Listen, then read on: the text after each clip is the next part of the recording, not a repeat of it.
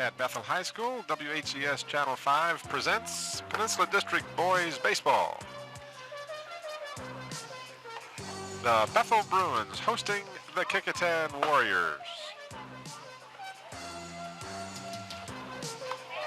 Good afternoon, everybody. I'm Tim Cole along with Bob Hintz. We welcome you to Bethel Park for this battle between the first place undefeated Kecoughtan Warriors at 16-0 and the second place Bethel Bruins at 9-7 in what is wrapping up the season for these two teams. One more game remains in the regular season, but of course this battle here is always a heated battle, and I would expect nothing less than that today, Bob. Right, well, Bethel felt they played Kecoughtan real good their first meeting.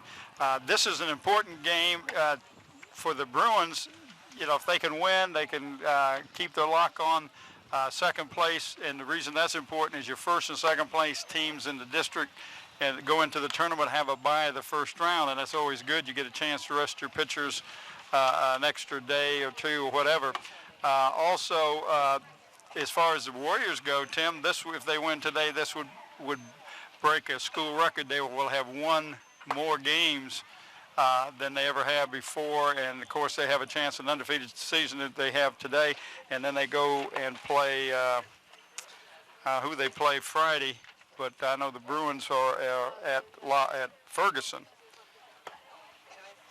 We'll get an opportunity also today to see one of the premier pitchers in the Peninsula District, Brett Wheeler, young man that we followed last year to the state championship round. And of course, those of you that follow Kecoughtan recall the Warriors. There you see, by the way, the umpires for today's game. The plate umpire is Eddie Williams, and the base umpire will be Ron Martin.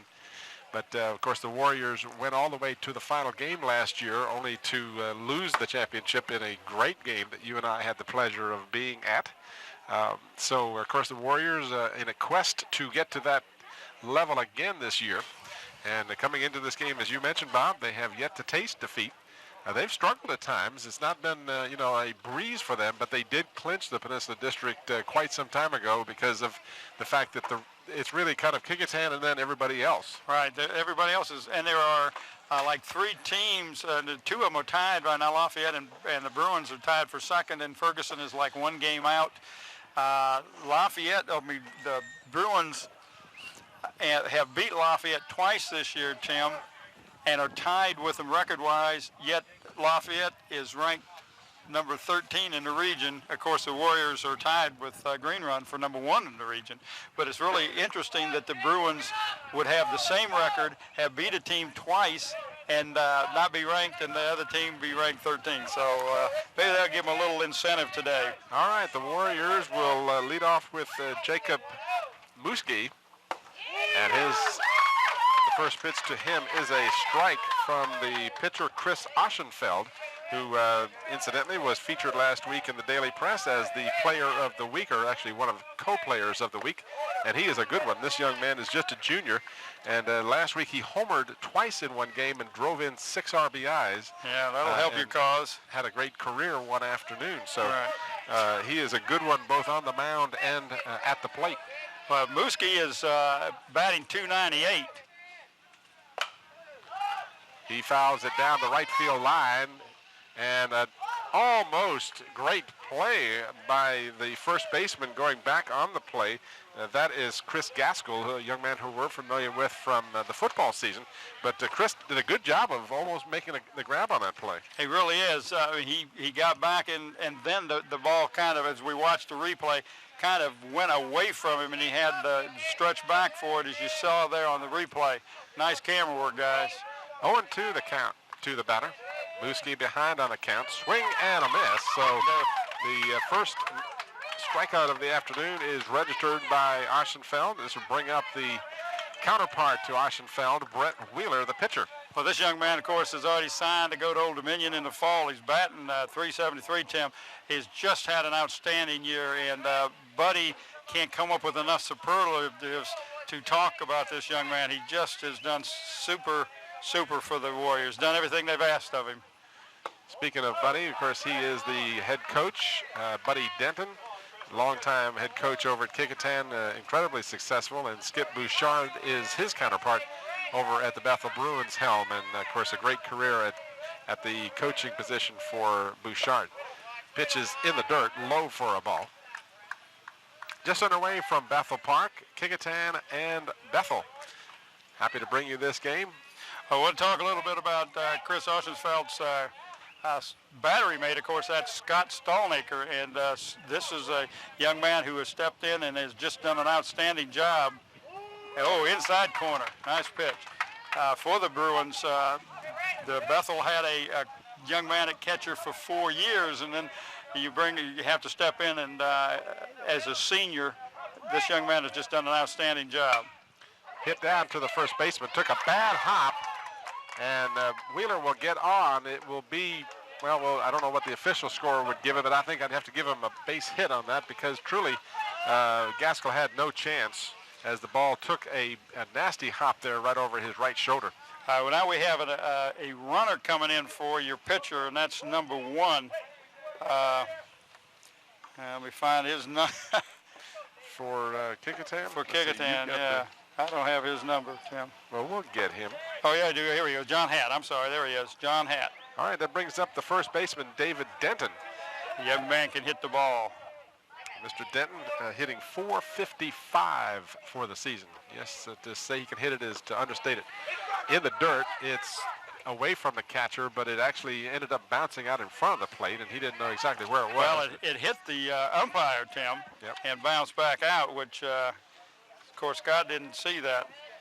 Denton, let me tell you, this young man, is a GPA 398 out of a possible 4.0. Going to VCU in the fall. And he hammers the ball down to the third baseline, over to second for 1, down to first. The throw is off the mark, backed up nicely by the catcher, so no further advancement by Denton. But Denton will reach on the fielder's choice, and the runner Hatt will be out at second. Denton is batting .455, Tim, and that is just an awesome thing. But then you look at your number 4 batter. Here's your replay. Watch the replay, yeah. You can see the throw over to second was nicely done, but the relay to first base was off the target, and the Warriors avoid the double play. It brings up Macy Brooks, the left-handed batting left fielder, and on the play, Denton is able to advance to second. The ball got away from the catcher.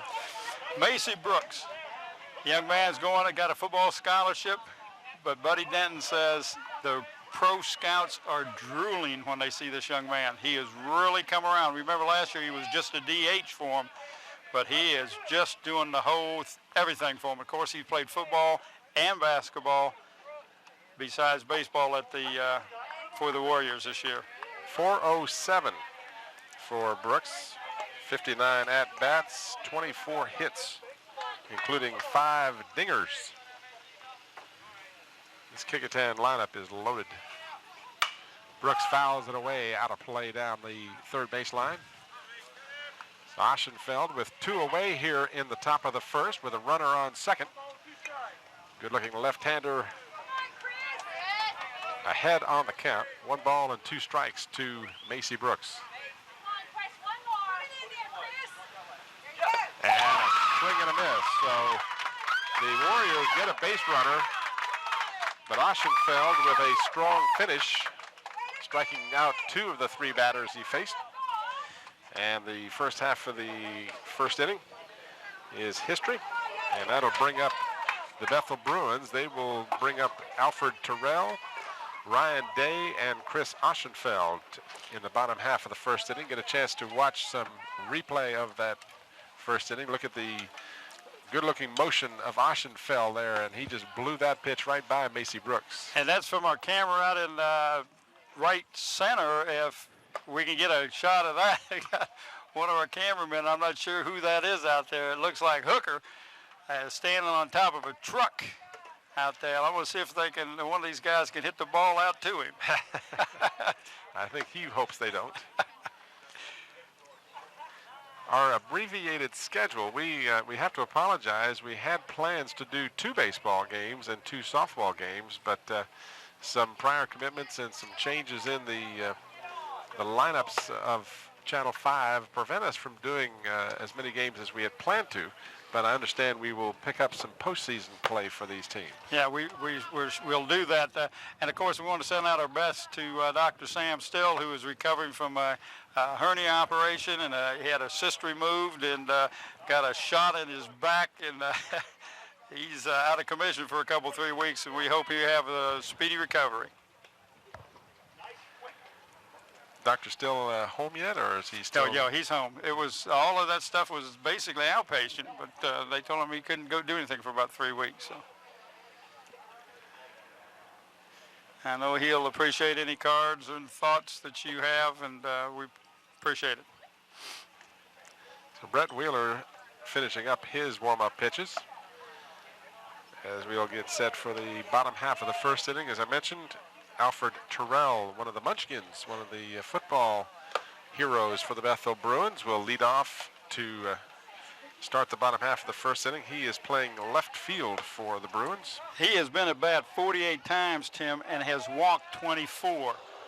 So he gets on base a lot by the walk. He's got a good eye. He's only batting .250 as we hear some of the Langley Jets going overhead. Of course, he is what you want. You want to get your leadoff hitter to be a guy who can get on base, whether it's by the walk or by hook or by crook, as the case may be. You need that man on there, and that's, of course, certainly an intricate part of the success that the Bruins have enjoyed. He is 12 for 48 when he does get a chance to put a stick on it. First pitch from the right-handed Wheeler is high for a ball. And, of course, you look at the size. You call him a munchkin because he's not very big, and, of course, that doesn't give you a very good strike zone either. And that may be one of the reasons that he walks so much. He's not a huge guy in stature, but he is in heart, as he proved on the Bruin State Championship football team. He thought, in spite of his diminutive size, that last pitch, or at least the one before that, was a little low. The umpire called it a strike, much to his chagrin, but... Well, that should be 2-1. It is 2 balls and 1 strike. You're absolutely right. And a swing and a miss evens the count at 2-2 to Terrell. Well, we have a new addition out there in left center. It's the Bruin Park scoreboard. It's brand new this year, and it's lit up, and... I noticed that. I was looking over at the old scoreboard, and it wasn't working very well since it's chalk-driven. And Terrell lays off just off the corner, and it runs the count full here in the bottom half of the first inning. I just noticed something else of the stats here. Mr. Terrell has stolen 17 bases. Yeah, he's a little quick when he gets on board. That's a real good statistic. Oh, and Wheeler, nice inside corner. Caught the nice corner. Pitch. For the first out of the bottom half of the first, it brings up the right fielder, Ryan Day. Day batting .304 on the season, 14 hits and 46 at-bats. Well, this young man, Brett Wheeler, Tim, he has won 33 games during his career at Kecoughtan High School. That is, in itself, is just an outstanding accomplishment. First pitch is a little outside to Day. Day is batting .304. He is a left-hander. Good shot of Wheeler. Wheeler delivers low inside, so get behind on the count. 2 balls and no strikes. 1 away here in the bottom half of the first inning. Kecoughtan and Bethel on a gorgeous afternoon, a late spring afternoon, and temperature in the upper 80s. And this one is a strike. Little hot and humid for this time of year, Bob. It's more like July type weather. Oh, but it's really nice. There's a little breeze that kicks up every now and then, and the fans really appreciate it. Fouled away out of play, evens the count at 2-2. That monster woods behind us probably eats a lot of baseballs, you think? You got that right. It does that. I see our camera people are clad in the light-fitting garb today. I notice who's that on first base? Is that Mr. Hooker? Oh, that's Hooker on first base, and third base rather. Third base, and Ron Baton is over there on top of the first base. That must be Don Bell out there in center field, or Jerome. Where's Jerome? Jerome was all dressed up in his shorts, and I don't see him. That must be Don Bell out there in center field then. Full count to the batter.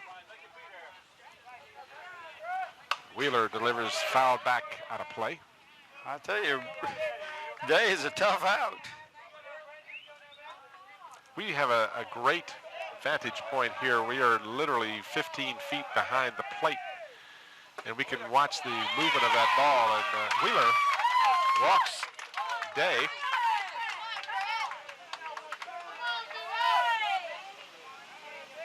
And it'll bring up the pitcher, Chris Oschenfeld, for the Bruins. Batting .351, and you talked about his hitting prowess the other day. He drove in, had 6 RBIs and 2 home runs. That's not bad. For the season, he has 2 home runs. He had those on the same day. And takes the first pitch just a little bit high, laid off of that pitch. That's one of those that's real hard to do. You see it real well. It's up around your eyes, and you just have a tendency to want to swing away. Oschenfeld showed good resistance. Well, that's where your discipline comes in. I mean, you really have to be, your reflexes have to be real sharp in order to hold up, because that's one that looks big, looks like you can hit it. Pitches inside, so Wheeler having a little difficulty with the control here as fallen behind this batter 2-0. Has gone full count on both of the previous batters. Got one on strikes and the other one on a base on balls. In the dirt. So it's 3-0.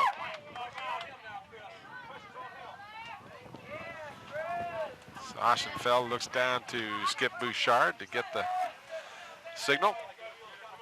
Of course, when you're pitching against Wheeler, you take anything you get, and Wheeler delivers the automatic. Well, there's no way you're going to have your man swinging away at 3-0, Tim. You're going to make the pitcher put it in the middle. Now you got a decision. Are you going to let him hit away, or? He is just that, and he fouls it away and runs the count full. So Wheeler now has gone to a full count on all 3 of the first 3 batters. Of course, he is the workhorse of this unit. He has that. They got 2 other pitchers that have done well, and that's young Andy Lee, who's just a sophomore, and of course Morocco Brown, who we're familiar with, both of those have done a tremendous job for the Warriors this year. Wheeler in 52 innings has allowed just 33 hits, which is the phenomenal number of hits to allow in that many innings. And he struck out 76 in 52. So those are just remarkable figures. And that's ball 4. So 2 consecutive bases on balls have the Bruins in business here. And that brings up Scott Stallnacker. Stallnacker will be the batter. He's your catcher. He's plans to go to Christian Newport. 377 average as we have a conference on the mound as Buddy Denton a little concerned here because I'm sure always wonder about what is said on the mound, and you have to know that right now all he's really telling Wheeler is, look, throw strikes. We got a good field behind you. We've got some excellent defensive players, but if you don't throw strikes, we can't get these guys out. That's right. We got the double play. We got people we can run the double play. You got to force at third. A lot of options. Just settle down. You got people behind you that'll help you, and that's what has happened all year long. Is the Bruins played great. The Warriors played great defense, and I'm sure that's what Buddy was alluding to out there. Stallnacker with 377 batting average, 20 RBIs on the season to tie him with Oschenfeld for the club lead. And he takes the first pitch, and it is a ball. Stallnacker on the season, 20 hits in 53 at-bats. Not bad. Wheeler delivers, pounded foul down the third baseline. That might have been a little bit inside and low, Tim. But Scott is batting. Did you tell him he was batting 377? Yep. Okay. I'm stealing some of your thunder here. That's okay. I didn't remember listening to it. I was thinking something else. So. 1-1 the count. 1 out here in the bottom of the first. Bethel with runners in scoring position. And the pitch is a little bit high. That was a nice breaking ball, but you're right, it was just a little high. Swing and a miss, and the count evens at 2-2. Stallnecker looks down to third base. Sure, now we'll have a brief discussion as Wheeler will confer with his catcher. Richie Clark, and he stepped up this year. That was one of the weak spots that Denton thought would be in the lineup, that and third base or shortstop, and Pat Painter picked up the slack at third, and Richie has done it at catcher, and we have another foul.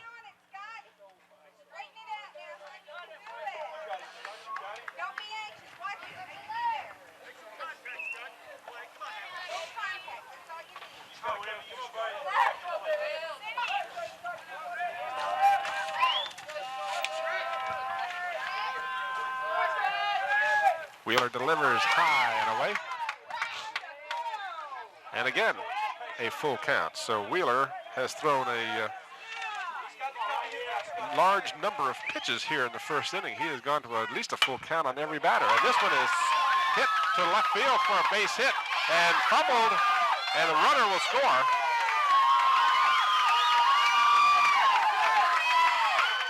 That might have been a tough play for Macy Brooks to catch the runner coming from second anyway, but what a nice hit.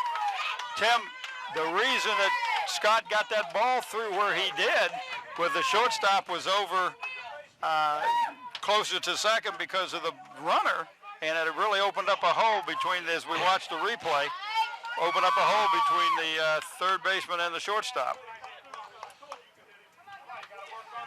That brings up number 15. Young Master Mike Revere. That will be Revere, the shortstop. So runners at first and second. This young man, excuse me, Tim, is batting .436. He's not a bad position to be in. Takes the curveball high inside for a ball. Runners at first and second, 1 away. 1 run in here in the bottom of the first. An RBI single by Scott Stallnecker. And the pitch is a strike. Count evens at 1-1.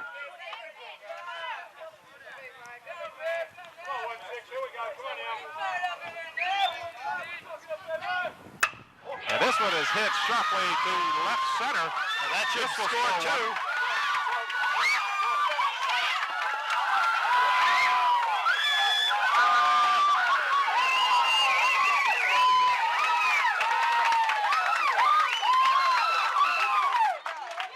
And the young lady who does the hot dogs behind us, guess whose son that was? That was her son. So the walks have come back to really hurt the Warriors pitcher Brett Wheeler, as 3 runs are across here and still only 1 out. Brings up Mark Harney. Revere is at second. Marty Harney. Foul back out of play. So Revere with a great looking double to left center field. That was a nice hit. It really was, Tim. He hit it right in the gap. And the center fielder had to go all the way to the fence to get the ball. Wheeler delivers high, gets away from the catcher. The runner will advance easily to third. So Revere now at third base. That should be a wild pitch, I would imagine. And Wheeler, to say the least, does not look like the Wheeler that has pitched most of this season. Very shaky first inning for the young man. Strike 2 called to the batter, Marty Harney. Of course, when you're the number 1 team in the district and the region, everybody's out for you, and it doesn't take much to get your team fired up a little bit. This will score another run as a single to left by Harney.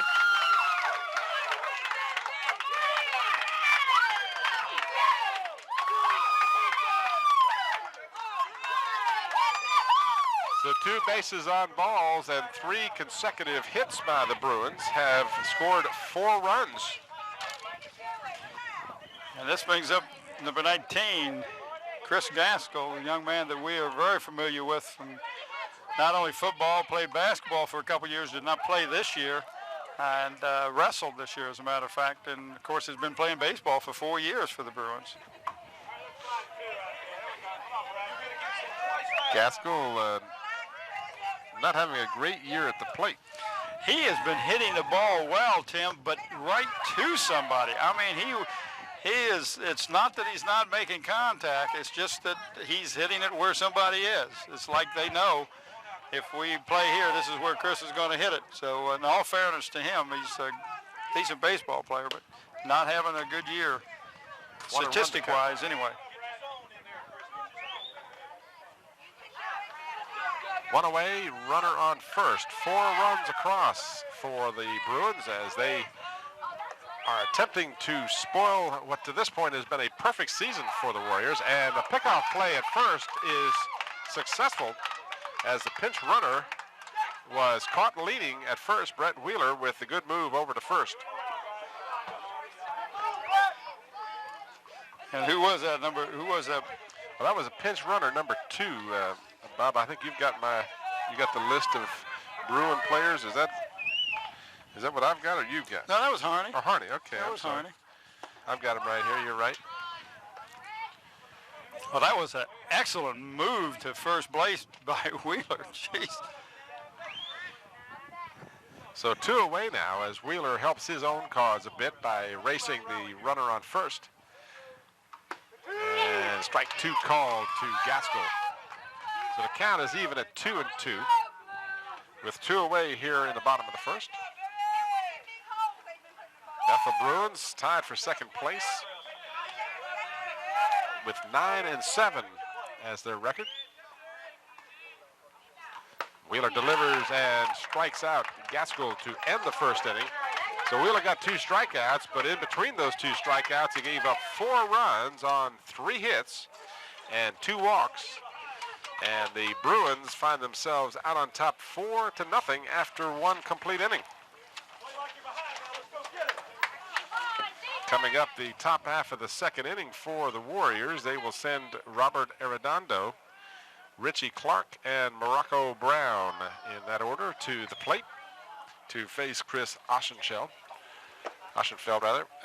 Buddy Denton over to our right having a brief huddle with his team. I'm sure, won't put any words in his mouth, but I'm sure he's telling his kids, all right, you know, this is just the first inning.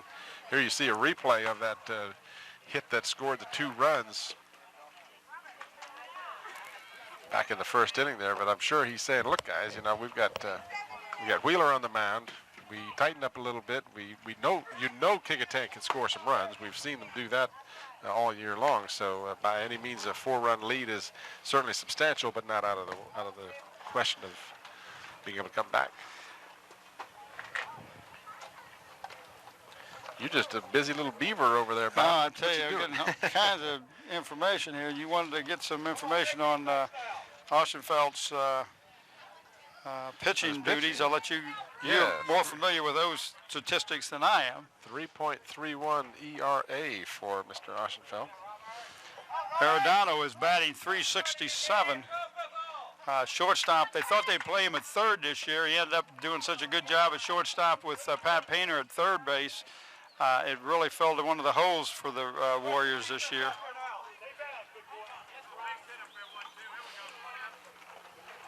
Top half of the second inning. Oschenfeld, southpaw, will pitch to Arredondo, and his first pitch is fouled out of play down the right field line.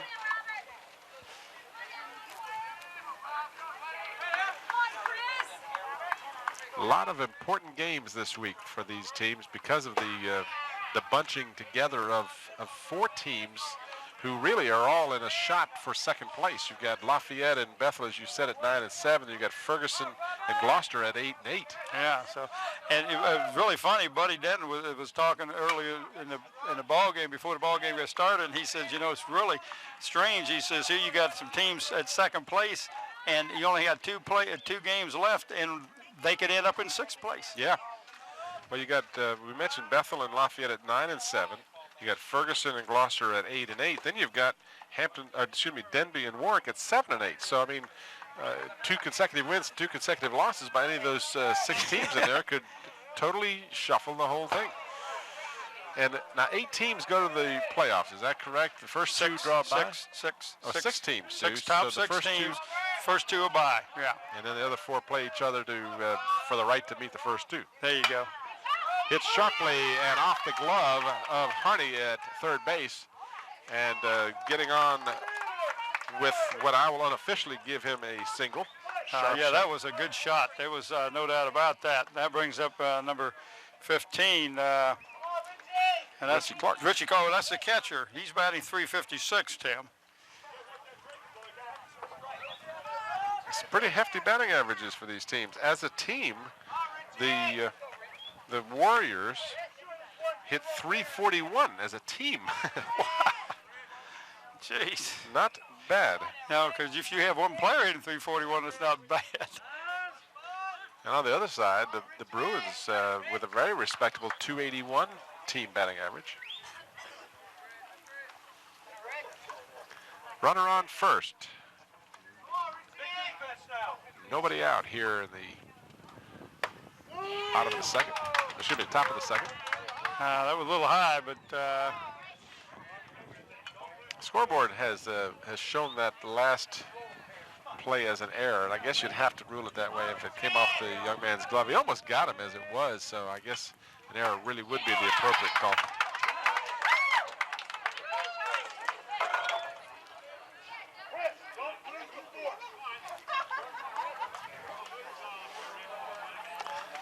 Behind on the count is Richie Clark.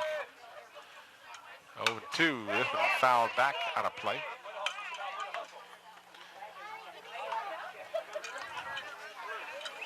Count remains 0-2.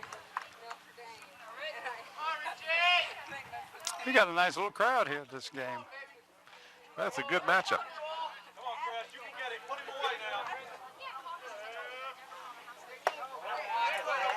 A little high and outside, so it's 1 ball and 2 strikes. You're ahead of the man as well as he is. You don't want to give him anything real good. Maybe you get him to swing at a bad pitch.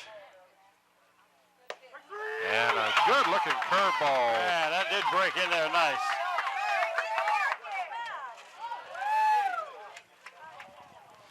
That brings up young Morocco Brown, young man that we have been familiar with since his freshman days at the Warrior Land. Started baseball and basketball, and has given up basketball in favor of baseball, and has done a great job, not only in center field, but in left field, but also pitching. Yeah, Morocco's had a real good season on the mound. 4-0.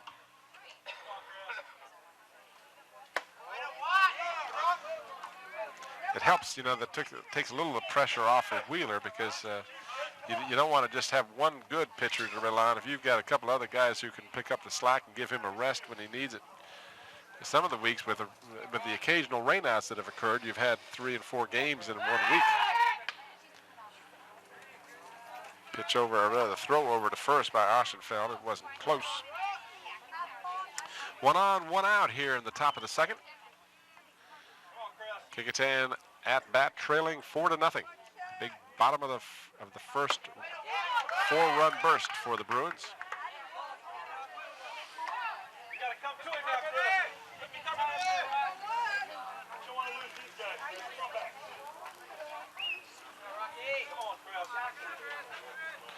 Oschenfeld checks the runner, delivers high, and loses Morocco Brown on a bases on balls. Here comes young Mr. Pat Painter. Pat is the third baseman, batting .294. I had the pleasure of coaching his dad way back when I was at Bucko Junior High School. Looks a lot like his daddy, but much better ball player than his dad. Probably because he's got better coaching. Well, that's an honest opinion, I guess. rather rough one on yourself. Huh? I had him when he was in junior high school, too, and this young man's a senior, so he's bound to be better than what I remember his daddy. Ostenfeld having a little control problem himself now as he goes behind on the count, 0-1. Got 2 runners on, 1 away. And good move to first. Had the ball been delivered on target, that young man would have been out as he really caught him leaning the other way. Yeah, that ball, you're right, Tim, the ball was in the dirt. Chris Gaskell did a good job. Oh, yeah, did an awesome job of making sure that ball didn't get through. And they're playing right now, they're playing behind Morocco.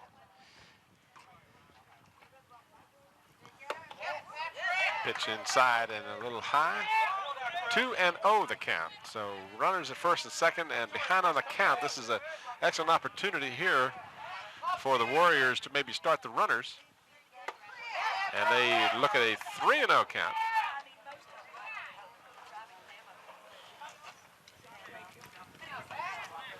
So like we mentioned, you know, the Warriors behind 4-0, but they've already got a threat going here in the top of the second. 7 innings in high school ball. Pitch is a little bit high, and that'll load the bases. And we're going to have a timeout. Scott Stallnaker is going to talk with Chris Ostenfeld as we got number 13, and that's Steve Papalate. Yeah, I got that wrong there. Will you go? Yeah. Steve is playing for Bellinchon, who has got a couple of bad wheels. His ankles actually are sore, so that's why Steve's get a chance. He's batting .364. He's only been at bat 11 times. 4 hits in those 11 at-bats, though. And he's in good position here with the bases loaded. Hits this one sharply to the shortstop, over to second for 1, over to first in time for the double play. And I tell you the reason that way was not only an excellent throw, but Chris Gaskell stretched as far as he could and actually took a step away from the runner. So a 6-4-3 double play as the Warriors had the bases loaded with just 1 out, but the Bruins came up with the big play. So no hits in the inning for the Warriors. They had 2 walks and an error. And we move now to the bottom half of the second inning as the Warriors stranded, well, I don't know if they stranded 3. They had them loaded but couldn't get anyone across. And that was a big double play for Ostenfeld. He was having a little bit of control problem there. But his Keystone duo, they did a good job of turning that double play. Well, and Tim, that's why you have 8 more guys on the team. You've got to have people that can play some defense, and both of these teams do. And that time, Kecoughtan turned a double play the Warriors did as Kecoughtan turned a double play in the first inning. Or bottom of the first. This is just now the bottom of the second inning. No, they didn't get a double play in the other one. I thought they got a double play. No, he struck out 2 of the players and picked off the other one. Okay. These mental lapses are wonderful, I tell you. You get to be our age, right? I've been watching so much sports on TV, all the stuff starts to run together. Well, I can almost see that double play, you know. But you're right, it was a pick-off and 2 strike. I was thinking about this a while ago. This time of year is a sports fan's feast. You've got baseball, basketball, hockey. You've got tennis, golf, track and field. I mean, you know, it just goes on and on and on.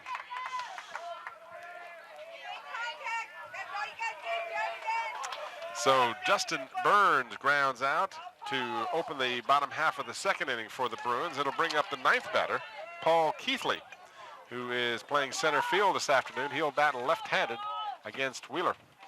And he's batting .238. Fouls it away, out of play.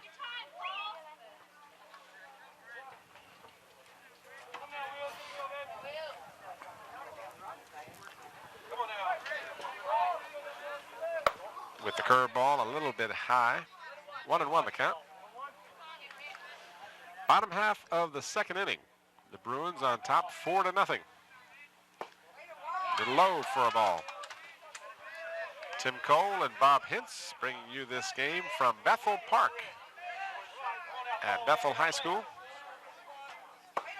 Low for a ball 3. This grounds really look good. It's done a good job out here. And I asked Bouchard, I said, well, who keeps your infield and the lines and all that? He says, the team does that. They do it after practice. They'll work on the field before they leave. They came out here and lined it off and everything, went home, and then came back for the game today. So they just don't play ball. They also take care of the field. Popped up on the right side. Wheeler calling for it, and he makes the catch. Well, that brings the top of the batting order up for the Bruins, Tim. Starting off with one of the Munchkins, number 11, Alfred Terrell. He's just a junior, Tim. And just as a point of interest, he's the one that made the catch for the tie of the Bethel Huguenot game. To tie that game. Remember that nice cold evening? Yes. Oh yeah, just a little different weather than we have today. Just about 50 degrees different. Yeah, he played wide receiver, and of course defensive back was number 25 on that team. He hopes to go to college and play football. He's not a very big young man, but like I said, he's got a lot of heart. He's got a lot of speed, as you can see by the number of bases he stole. Takes the pitch, ball 2. So 2 away here in the bottom of the second. Nobody on. Terrell at the bat. He struck out his first time up.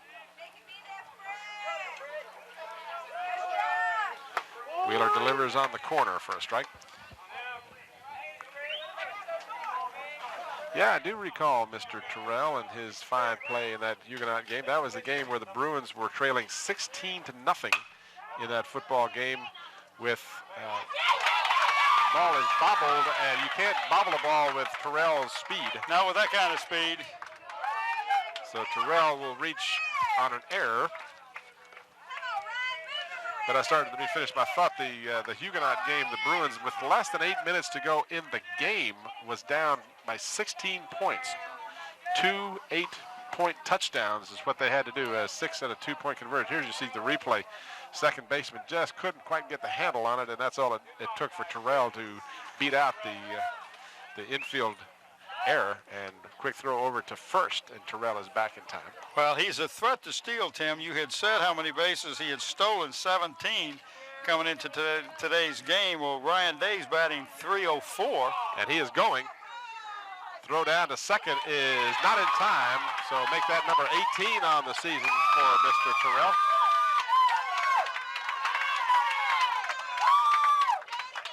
That's why you got him in the leading off, Tim, because he's a young man, gets on base. He's very, very, very quick. I do want to take a point after we watch this replay, and you can see he's going head in, and he's there. Strike call to the batter, and the batter is Ryan Day, who walked his first time up. He led off the scoring for the Bruins.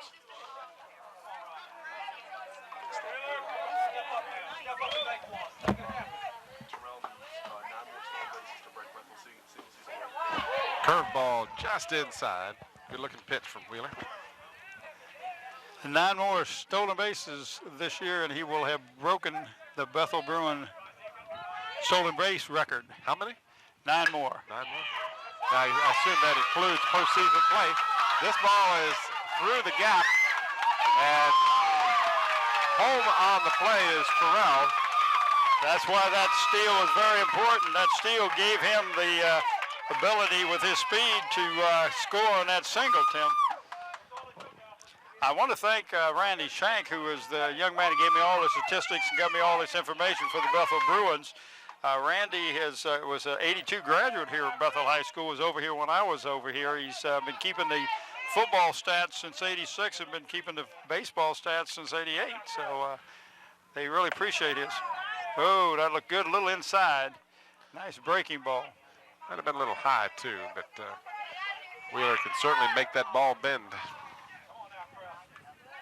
Oshensfeld swings, did he? Yes, he went around, so the count evens up at 1-1. Scoreboard is a little behind on the count here. There we go, 1-1 with 2 away, a run in and a runner on first as the Bruins have roughed up Brett Wheeler here this afternoon. Curveball swung and missed, and quick throw almost got the runner. Almost got him. I don't know, he might have missed the tag because it looked like he had it there in time. Close play, but the umpire right on top of it. 1 ball, 2 strikes, 2 away in the bottom of the second. And this one is hit sharply to right field, and ball gets away from the right fielder. Ostenfeld will wisely hold up at first as the runner from first advances all the way to third. Well, I tell you, Steve Pavolante in right field threw his body in front of that ball. It would have gone to the fence, and that saved a run at that point, and also held Chris Ostenfeld to a single. Now we have a base runner for him, number 8 for the Bruins, and that's Fry. Brings up the batter, Scott Stalnaker. He had a single in the first inning and an RBI. Swing and a miss. Fry, the young man who was on first base as a pitch runner for the pitcher Ostenfeld, he's a 12th grader, and he's going to Christopher Newport in the fall and major probably in law enforcement or music. Or music. Well, you can sing to him as he books them. I guess it could be a singing cop. Wasn't there a TV series, a short-lived TV series about a singing cops? Well, and a miss. Maybe he figures he can come back anyway. He's does a lot of singing here at Bethel High School, and he's also very active in campus life. 1-2. Curveball, strike 3 called as the umpire gets Stalnaker as a strikeout victim. So the Warriors do score a run.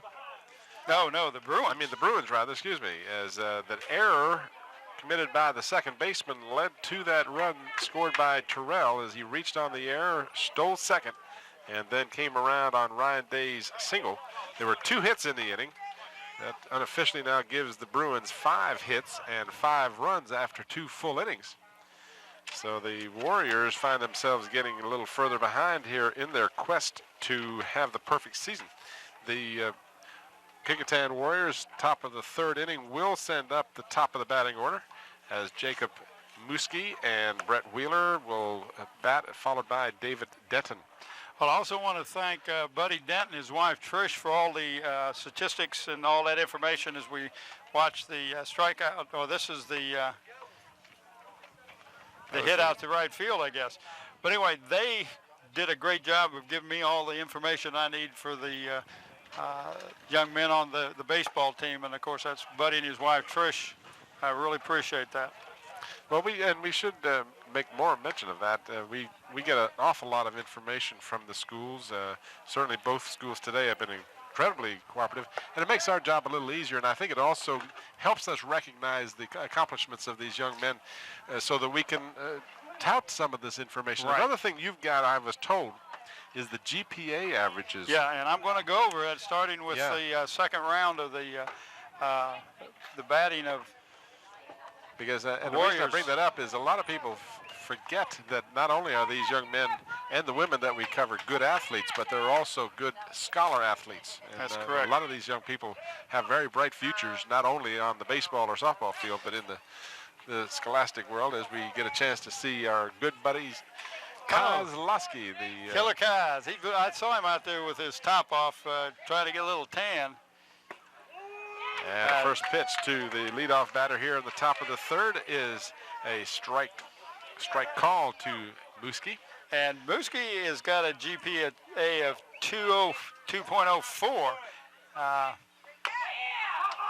This one is fouled down the 3rd baseline off his foot, so Muski falls behind on the count 0-2. He was a strikeout victim in the first inning. Of course, Kozlowski, the football coach, the athletic director, He helps with indoor track, outdoor track, and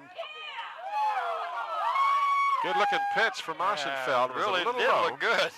A little bit low, I guess. 1 ball and 2 strikes.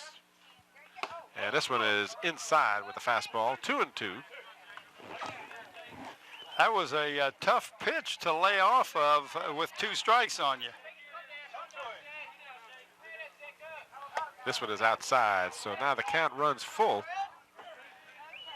here in the top of the 3rd inning. Bruins with 4 runs in the 1st inning, 1 in the 2nd for their total of 5. The Warriors so far have not dented the scoreboard. This one fouled away as Muski stays alive. Peninsula District Tournament. Now, do we have some information on when that's going to be taking place? I gave it to Scotty. I think it's the 17th and 18th, I believe, is Well, when it starts, which would be Tuesday or Whoa. Wednesday. Ball hit deep to left field, and it is all the way to the fence. In fact, they hit the bottom of the fence, Tim. And Muski will stand in with a double. And he got all of that one, as they would say. He did that. And that brings up Brett Wheeler's got a GPA of 238. And of course, we can talk all day about this young man's accomplishments. He's just been outstanding for these Warriors with all his accomplishments on the baseball diamond. Wheeler got a hit the first time up. He had, prior to Muski's double there, the only hit the Warriors had registered. As you see the ball deep to left field on the replay. Back to the live action. Runner on second, nobody out. Aschenfeld a little off the plate for a ball.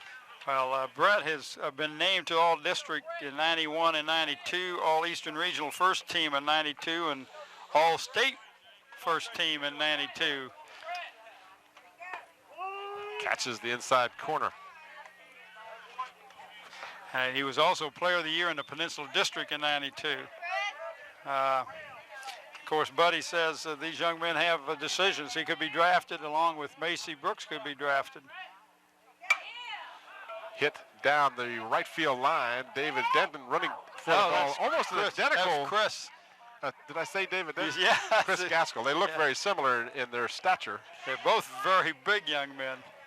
But that one almost caught. Good hustle again by Chris Gaskell as he made an excellent effort to make the catch. Just couldn't quite get to it. So the runner remains at second base. Count is still 1 ball and 2 strikes. Nobody out here in the top of the 3rd. Chris Aschenfeld, the left-hander, checks the runner and delivers. This one poked to the right side, will advance the runner. Second baseman juggles it and then throws off the mark. And Wheeler will be safe on the error. Well, that would have been close either way, especially after the juggle. Had it been a good throw, Tim, I don't know. But that puts the runners in the corners. And no outs, right? Right, nobody out. And it brings up the David Denton that I was trying to make play first base for the Bruins.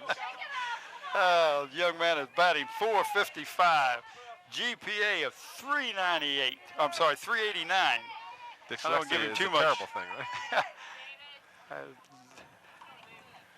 Not a bad scholar athlete. Not a bad one at all. And of course, as I told Buddy, I would say he owes it all to his mother. I don't want to disappoint him. Last year he batted .465 and set a school record with 8 home runs. And of course, last year also had 35 runs batted in. Just been an outstanding baseball. There has been a Denton playing first base for 8 consecutive years, Tim. Not the same one, I'm happy to say. With his Dave's brother. Not with a 3.89 GPA, he hasn't been there for all those years. In fact, he probably could have graduated early. Probably could have. 2 balls and 1 strike. Runners at the corners. Denton takes strike 2. He's lost a little bit of weight, if I recall correctly. He has done that, and I mean, he's gone work out. He works out down to Y. He's watched his diet. He has really lost a lot of weight from when he was. And he smacks this one to left field. It's going to drop in for the base hit. The runner on third, Muski had to hold up to make sure it wasn't caught, but he does, in fact, score for the first Warrior run of the ballgame. But when he was a freshman and a sophomore, he had a lot of baby fat, you might say, but he is really trimmed down and looks real good. And of course, his speed has increased too, Tim. Oh, yeah, sure. So that will be Brooks. Those hot dogs are driving me nuts. I'm not even hungry. This young lady behind us has got the concession stand, and I'm about to drool all over my microphone. Macy, the batter, was an all-district DH last year because that's all he did was DH. He hit 4 home runs as a junior, and this year he's got how many? 8 home runs? He's doubled his home run output. What does he get? 6? No. Where is it? Home runs. Mr. Brooks has 5. 5, okay. So, as Buddy was telling me when I was talking to him, he said the pro scouts just drool when they see this young man. He looks like a young Darryl Strawberry. Macy did strike out his first time up. This time he hits it deep to right field, and that ball is over the fence. That's a double. So a ground rule double will score Wheeler and advance Denton all the way to third. And the Bruins have seen their 5-0 lead cut to a 5-2 lead now. And a ground rule double for Macy Brooks as he got all of that one. Here's your replay. You see that was the first pitch, Tim. That was right where Macy wanted it. I don't know. It's 325 in the corners, 350. I would say that ball was hit in the air a good 300 and maybe 10 feet before it bounced over the fence. That was close to going out in the air. Robert Arredondo is now the batter as he throws one foul. Tim, this young man made the switch from third base. He played third base last year. Now he went to shortstop, and Buddy said he did it without any problems at all, which is very unusual. At third base, you're concerned going to the left. At shortstop, you got to go both right and left equally. And he was first team all-district third baseman as a sophomore. So this young man has done a great job for him and has got a 3.32 GPA. Hassenfeld's pitch is in the dirt for a ball, evens the count at 1-1. Runners at second and third, still nobody out for the Warriors. They threatened, if you recall, in the second inning, but a double play with the bases loaded got the Bruins out of trouble. But so far in this inning, that has not been the case. They check the runner, and coming home and scoring is David Denton. Runner at first is out, I believe. Yeah, he's out at first. But Arredondo is able to, with that grounder, get a run in. Well, you call that a sacrifice or a fielder's choice? Or? That's fielder's choice, okay. I think. Well, actually, they got him. It really wasn't a matter of either of those things. They got the runner at first on the play. They looked back at the runner at third. You'll watch the play here as he looks the runner back, the shortstop does, and then finally, thinking he may have been able to hold the runner, he held the ball just as long as he could. But there you see the play at home as Denton is able to score. And the Bruins now see that lead down to 2 runs. And the batter now is Richie Clark, the catcher. And Clark has got a 3.12 GPA. He's just a junior. And Buddy says he has come to our rescue behind the plate after losing David Skorupski from last year. And he has just done an outstanding job. Pitch from Aschenfeld is a little bit low.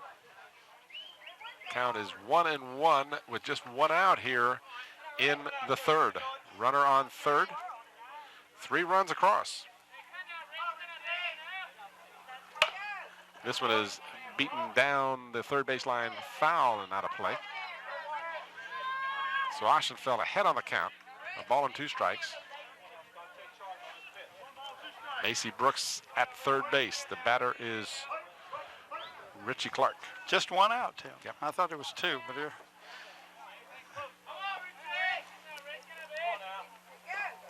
In the dirt for a ball.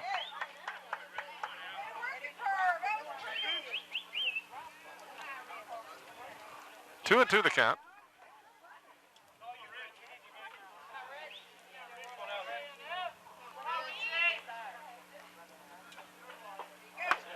Swing and a miss. So Richie Clark goes down on strikes for the second time. And here we get a chance to away. As we come back, while we were doing our little tape change there, Morocco Brown fly it out to the center fielder to end. Where we watch it on replay. Yeah, we got you covered I here. tell you, we may have been changing the tape, but these guys are on the ball. So the Warriors come up with 3 runs. They did so with 3 hits. And now the game has tightened considerably from a 5-0 game to a 5-3 game. And we mentioned it before, I don't want to beat it to death, but the Warriors can score runs very prolifically and have proven already. They had the bases loaded in the second, didn't get anything across, but took advantage of some fine hitting and some good running in the third inning to make it a 5-3 game after 2.5 innings. The Bruins will come to the plate. They will send Mike Revere, Marty Harney, and Chris Gaskell to the plate here in the bottom half of the third inning. Hey, you saw a logo on the side of the truck, Channel 5. We've had such a good time this year. This has been a great sports season for all of us. I know the football season was incredibly exciting for many reasons. A lot of good teams in the Peninsula District. Certainly the Bethel Bruins with a state championship. The Hampton Crabbers with a great season. Kecoughtan with a strong season. FIBA's coming off and doing a good job. And then, of course, basketball season couldn't have been any more exciting. What in the world is that? Is a beautiful dog, I think. That is one fat little rascal, though, isn't he? Well, he's real cool in this weather. Trying to find out where he is, but... he's over there on the third baseline. All right, so bottom of the third inning. We mentioned Mike Revere will lead off. He's a junior. Takes a strike from Wheeler. Revere hitting .436, 27 hits in 62 at-bats as he puts this one foul down the third baseline. So Wheeler quickly ahead on the count, 0-2. And with Wheeler's such an active curveball, this really puts the batter at a disadvantage because he's got to be looking for all kinds of things, and Wheeler has excellent control in spite of the fact that he has had some difficulty here. His control is one of his strong points. And just off the plate, that was the old throw it outside pitch and hope he swings at it. Get it, make it look good, but don't give it to him anything any good. You know, we're talking about Wheeler's control, and I'll mention that, and he gets this one on the corner for the strikeout. But what I started to say was Wheeler, as we mentioned before, 52 innings pitched, just 24 walks, while he has 76 strikeouts. So his ratio of strikeouts to walks is tremendous. Well, this brings up Marty Harney, 11th grader. Had a single in the first inning, but he got picked off by that fine Wheeler move. Yeah, he did. He plans to go to college and play baseball. He's just a junior. Also played on the Bruin golf team as he gets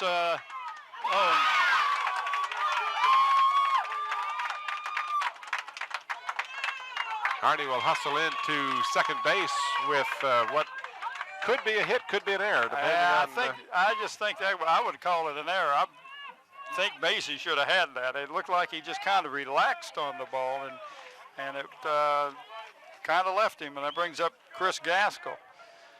Young man, of course, as we watch the replay here, just let the ball get away from him. Chris, of course, was a captain of the state football team, 2-year-old district tight end, Blue Chip Magazine All-American. He's going to Wake Forest on a football scholarship. Played basketball his 10th, 11th year, football, and baseball all 4 years, and of course wrestled this year. And just a fine young man. I had a chance to get to know Chris real well this year. Third baseman makes a nice play to get the ball. The long throw to first and gets Gaskell. A good play by the third baseman for the Warriors. And that's Pat Painter. And just he did. He stole possible hit from Chris. And that's what's happened to Chris Gaskell all year, Tim. He's hit the ball well, but he's hitting it to people. Brings up the batter, Justin Burns, the second baseman for the Bruins. And again, young man, just a 11th grader for the Bruins. He likes basketball also. Batting 200. Oh, you see me jump? 2 away in the bottom of the third.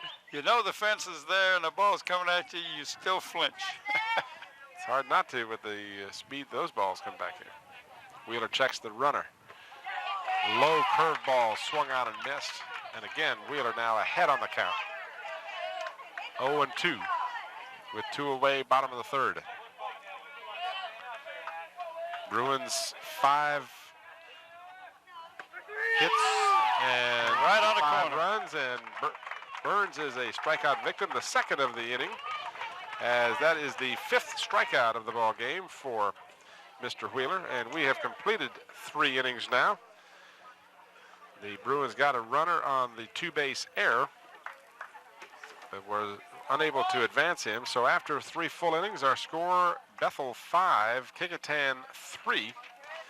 As Kecoughtan, to lead off the 4th inning, will send Pat Painter, Steve Pabalate, and the top of the order, Jacob Muski.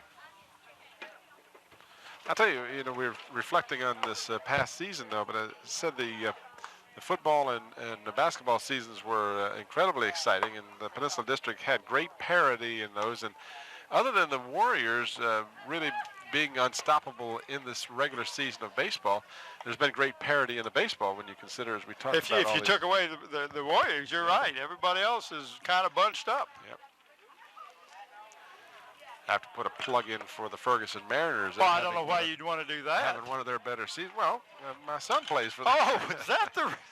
Yeah, just a personal. Okay, so if it means if we go out to Ferguson Friday to watch the Bruins play, that we might get a chance to see Colin. That's exactly correct. You might get a chance. He might not play, but you at least see him. Anyway.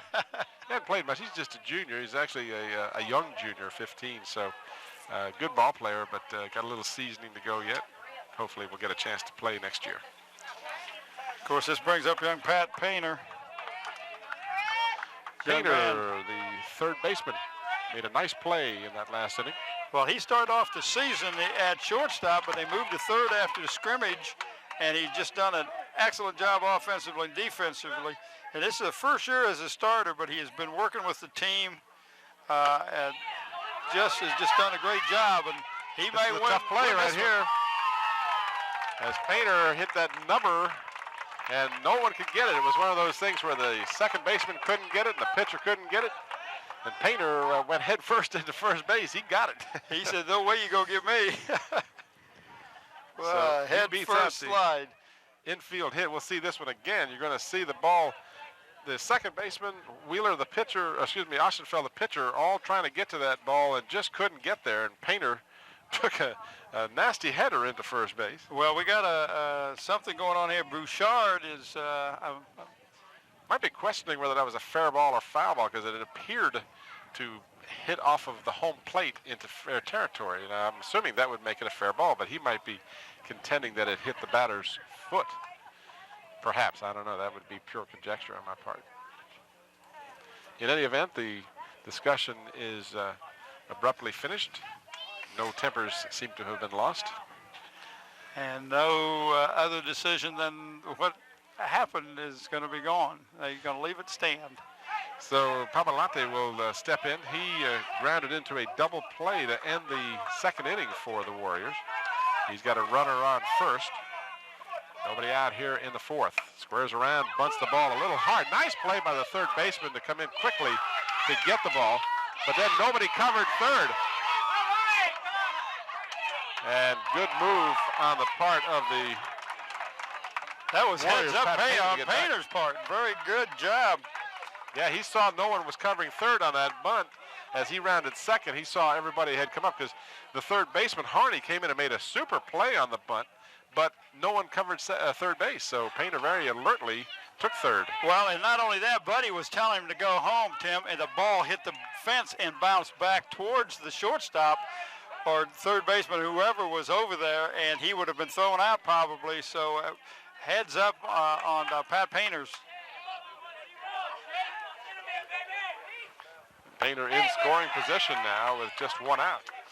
And that brings up our leadoff man, Muski. I like that name. Well, how would you spell Muski? M-U-Z-Q-U-I-Z. You wouldn't think it would be pronounced that way. Very solid, both offensively and defensively. Hit .385 as a junior, and would like to play baseball. And Painter hustles home on the wild pitch for the Warriors' fourth run. I was talking to George Baker, the young man that came over and gave us some information earlier. He's the consummate fan. He's at every football game, basketball game, girls softball, baseball. He's at all of the events. Doesn't have a job, huh? Now, well, his job is being a fan. I think. Well, that's a good job if you can get it.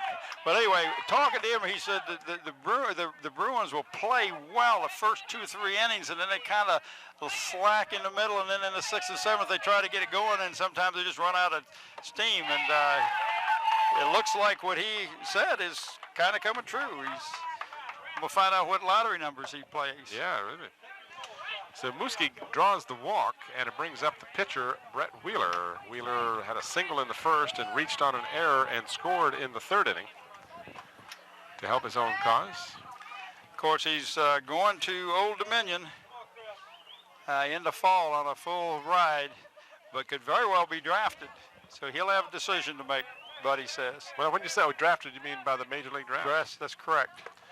That's right. The Major League still drafts high school players, that's right. Don't they? Because they have a program to encourage them to attend school, I understand. They don't discourage any of these young athletes from going to college, but I understand there's a situation where they have their rights to them after they get out of college. That's a big investment by a Major League team if you think about it, because it really ties up the young man for 4 years. It really is.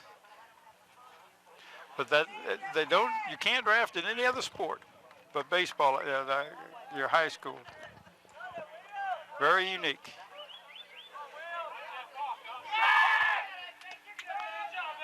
Muski being held at first. 5-4 is our score here in the top half of the fourth inning. Bruins led 5-0 after 2 innings, and the Warriors have pecked away at that lead. They got 3 runs in the third and 1 here in the fourth. And there is just 1 out. Strike called on the corner. 1-1 the count with 1 away.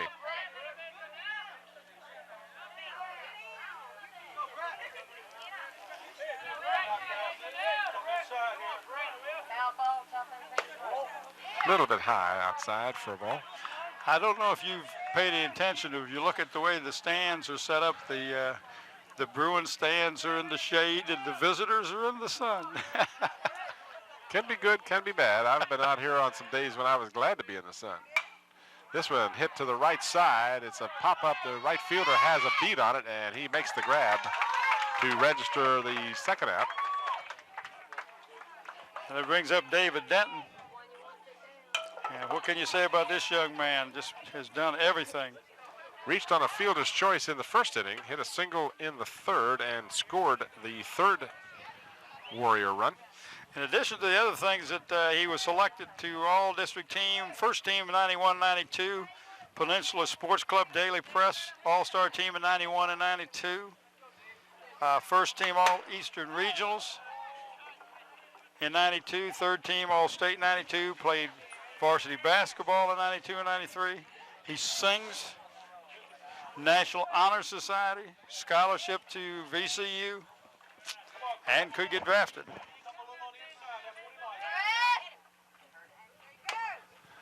Foul ball right side, and Oschenfeld quickly ahead on the count.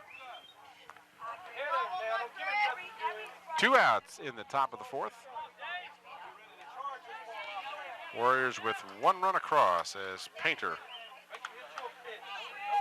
scored in the inning.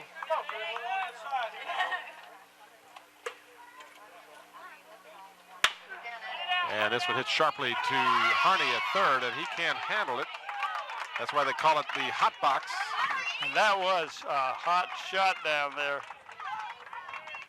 Going to have to probably give an error to the third baseman, though. Had he come up with it cleanly, he would have had him. So runners at first and second, and Macy Brooks steps to the plate. Macy with a double on a long drive to right field his last time up. That's right, he sure did. Buddy says he has attracted a lot of attention from the pro scouts with not only just his baseball, but his athletic ability. He played varsity football, basketball. He's got a scholarship to James Madison, and another young man could be drafted. He had a hard time laying off of that curveball from Ostenfeld a moment ago and did commit enough to be called a strike, so he's behind on the count. No balls and 1 strike. Macy's got a 2.15 GPA as steps in to look at a curveball. Another nice looking curveball from Ostenfeld. So 0-2 the count as Brooks quickly falls behind with runners at first and second and 2 away. Buski at second, Denton on first. Ooh, he threw high heat. And Muski with the double steal advances to third as Denton goes to second. Boy, that ball was up around the ear. That thing was a hard one, as they say. I'm not sure how he got out of the way of that. I don't either. I thought he was going to get hit. That's that athletic ability that Buddy was talking about. So runners in scoring position now for the Warriors, and he does catch him this time as both those pitches came in a little too tight this time. Well, that really broke down, yeah. Tim. I mean, in all fairness, the ball was a breaking ball, and it broke down. That brings up number 12, Arredondo, batting .367. So Arredondo with the bases loaded. And we're going to get a pinch runner for David Denton as coming out on the field will be number 14. Who you got listed here for number 14, Bob? For the Warriors. That's Chuck Payne. Chuck Payne will be the pinch runner for Denton. And as many of you may know, there you see the throw down on the steal by Muski. In high school ball, you can put a pinch runner in, and that player can come back and play the next inning. Does not have to come out of the game permanently. Arredondo is a very solid offensive and defensive player, so Buddy. He is on schedule to be an outstanding college player and also a pro prospect. Bases loaded for Arredondo. And he is jammed, hits the ball. Harney out for the ball and throws it out at first base. So Arredondo grounds out 5-3, and the second time in the ballgame that the Warriors with the bases loaded were unable to get a run across. They did get one in the inning, and it's now a 5-4 ball game. The Warriors did come up with one hit in the inning, 2 walks and a hit batsman. So after 3.5 innings now, the Warriors have struggled back from a 5-0 deficit to a 5-4 deficit. The Bruins in the bottom half of the 4th inning will send Paul Keithley up. He is their 9th batter. And then the top of the order with Alfred Terrell and Ryan Day scheduled to bat. That's right.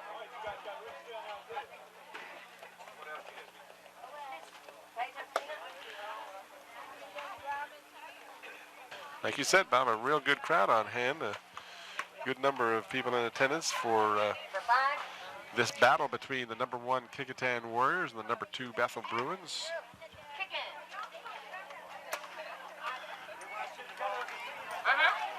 And what I miss, I watch on TV. So we getting any Free hot dogs out of Well, that? I don't know. I'm looking at Lester Sapp back here making his hot dog. I was hoping he'd look towards me and say, make that too, but he ain't even looking at me. I think he's just kind of ignoring me. He saw you looking at him. Yeah, that's what it was. Okay. All right, this is Mr. Keith Lee. Just a 10th grader. He popped up to Wheeler his first time at bat. He's very active in the church and the youth ministry. He hopes to go to Roanoke Bible College. Pops up again, this time. And a spectacular catch. Tough sun. You know, he's looking into the sun. It was difficult to see why he was having so much difficulty, but I'll tell you why. Is he was looking into a very high sky right there. I'll tell you what, it showed a lot of athletic ability to get to that ball. He almost had to do a twist like a pretzel. That's the second nice play by Pat Painter in this ball game. And that brings up our wide receiver, defensive back, Munchkin. Well, let's talk about his baseball prowess today. He does a great job. He's left fielder. batting .250. Takes the strike. Struck out in the first, reached on an error, and scored in the second, as he will be the second batter up here in the bottom of the fourth. Wheeler gives him a curveball hit down to third base and over to first for the out. Pat Painter is doing a great job down at third base. I know where Buddy is just beside himself how well because they thought that he would not be the third baseman, and just has done an outstanding job. Here's your replay. As you see Painter come in, you've got to rush that ball because young man with Terrell's speed, you've got to... Look at the camera work. Yeah, that's a good job. 2 away now, and the batter is Ryan Day. He walked in the first inning and reached on a single in the second. I wanted to know what he liked besides baseball, and he says fishing. He's 1 for 1 on the afternoon, fouls this one back. So Wheeler quickly ahead on the count, 0-2. He's a 12th grader. He's undecided where he wants to go to school, Ryan Day, but he is batting .304 for the Bruins. Just off the plate for a ball. I'm not sure what you call that pitch. I'm not as familiar with the different types of pitches. I know a fastball and a curveball. But that ball that Wheeler threw just before that pitch was going away from the batter rather than breaking in on him. Yeah. But Wheeler gets him to ground back to the box and gets him out to end the inning as the Warriors go down in order that time. So Wheeler, after struggling the first 2 innings, has tightened up, has not allowed a hit in the last 2 innings. And in the meantime, the Warriors have put 4 runs of their own on the board to make this a 1-run game as we move now to the top half of the 5th inning. And the Warriors will send to the plate. Let's see if I got my bookkeeping all in order here, Bob. I'm waiting to see what you do.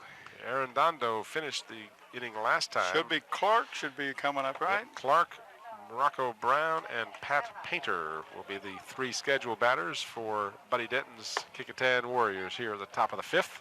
Well, Richie is batting .356.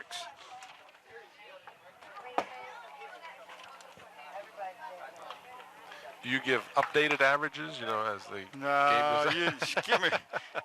I'm giving you what I got from Buddy. I'm not that good. I was watching Home Team Sports, which, of course, other than Channel 5, probably has the best coverage.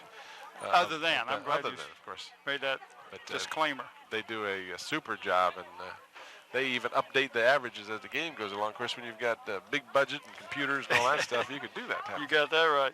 Buddy says that Richie has a great arm and has hit very consistently all season and should be considered, strongly considered for all district. He also played football for the Warriors this past season. Just a junior. 0 for 2, a 2-strikeout victim of Aschenfels. First pitch is in the dirt for a ball.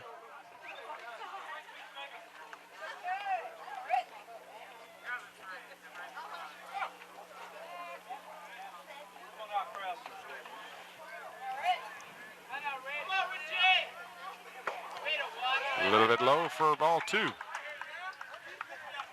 2-0 the count. Top half of the 5th inning. Tim Cole and Bob Hintz coming to you from Bethel Park. You're watching the Kecoughtan Warriors and the Bethel Bruins. Kecoughtan at bat, and the pitch to Clark is a called strike. 2 balls and 1 strike. Joined us late. The Warriors fell behind 5-0 after 2 innings. But Brett Wheeler has calmed down. He has shut down the Bruins rather, for the last 2 innings. And in the meantime, his team has scored 4 to make it a 5-4 ball game. Foul down the third baseline as the count is 2-2 to Richie Clark.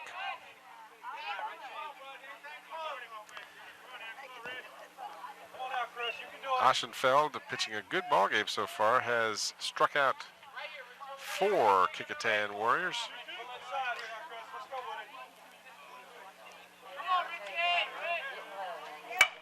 This one is hit to the right side. Second baseman up with the ball over to Chris Gaskell at first for the first out of the inning.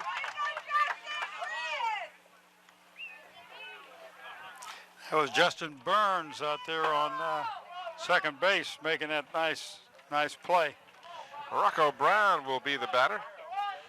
Morocco walked in the second, popped out to short center in the third. He is 0 for 1 this afternoon. Well, Buddy says Morocco continues to do a solid job for him. His pitching has been a big help this year. He gave up basketball, as I said earlier, to spend more time getting ready for baseball, and it seems to be paying off. Of course, he's also on the varsity football team. Great athlete. He directs traffic for the other outfielders, very smart to position himself as well as position the other outfielders. A lot of people didn't think, how do you got to have people out there that can help the coach. And this one hit to left under the ball and makes the catch for the second out of the inning. I was looking around for Charlie Brown, and I saw him earlier, and I don't see him now. Of course, Charlie teaches here at Bethel, but every time Bethel plays Kecoughtan, you know who he's rooting for, especially when Morocco's on the court. And of course, he's got another young son, Marseille, who is going to be an outstanding. He says going to be a great basketball player. This one is hit to left center, high. Pop up that the Bruins are able to corral it. So 3 up and 3 down for the Warriors in the top half of the 5th inning as they go very quietly. And that, of course, was young Pat Painter making that out. So we've played 4.5 innings now, and it remains 5-4 as Oschenfeld with his best innings so far. Here's the replay. You see the pitch and the pop-up. I say pop-up, it was hit pretty deeply. Yeah, pop-up usually is in the infield somewhere, Tim. That was way outside the infield. So the Bruins in the bottom half of the 5th inning will send Chris Oschenfeld, Scott Stallnacher, and Mike Revere to the plate. And while we have the opportunity here in the 5th, there are 7 innings in high school ball. We remind you of that. We want to thank all the fine folks here at Bethel High School for all the always cooperation that we receive in setting up for these games. Always a pleasure to come down here to Bethel Park to do a ball game. It really is. Again, I can't thank Roger Bouchard and Randy Shank and all their people, their managers, Amy Wood and Julie Hagan. They both have, they all have just really made our job a whole lot easier. So Wheeler set to pitch as the warmth of the afternoon has gotten to him. You'll notice, you may not be able to pick it up on your screen, but it looks like his jersey is soaking wet from the midriff area up. It's in the upper 80s, but if it wasn't for a nice breeze, it would be very, very hot. It would almost be like August.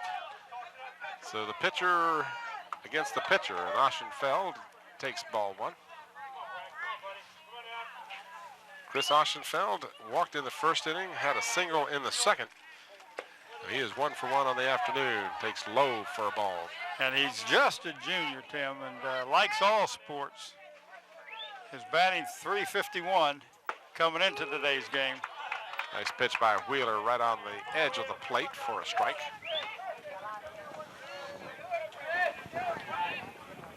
Swing and a miss for strike 2. I've had a chance to watch Oschenfeld in postseason senior league play as my son has competed in all-star tournaments where he was playing. Good-looking ball player, Oschenfeld. Inside, so the count runs full at 3-2.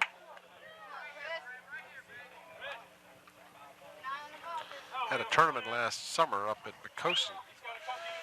It's hard to tell the fly balls from the mosquitoes. That was the only problem because they're going big out there. Bet. Off the plate as Oschenfeld draws his second base on balls of the afternoon. And that brings up Scott Stallnacher, who had a single and struck out. He is 1 for 2. And that brings Fry back in for Chris to be the pinch runner.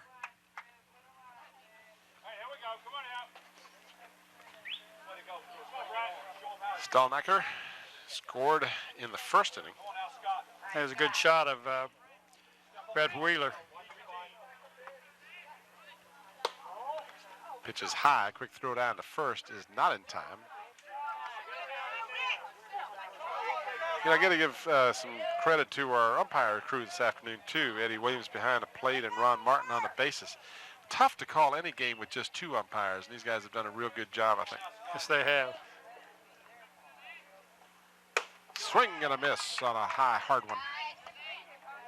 Well, I tell you, Wheeler can make that ball hum, can he? Well, he can that.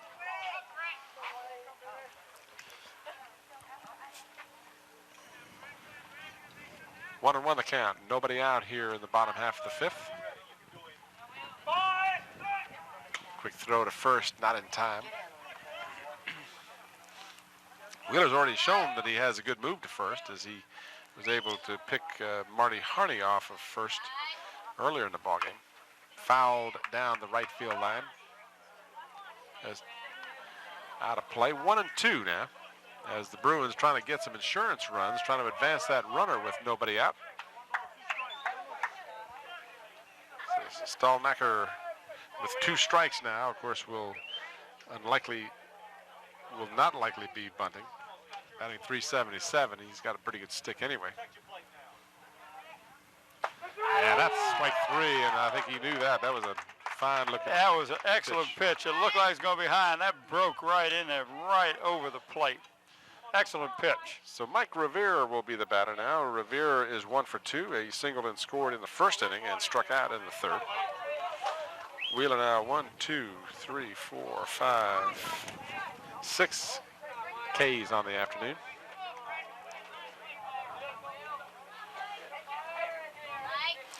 Mike is batting .436, Tim. So he's a pretty good stick himself. Yeah, I wouldn't argue too much with that. 27 hits and 62 at-bats.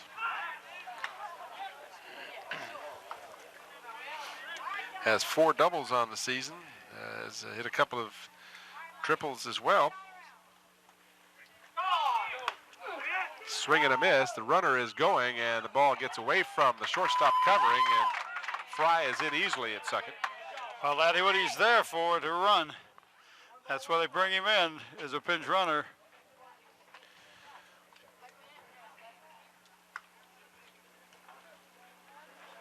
So runner at second now, as the Bruins do get the runner in scoring position.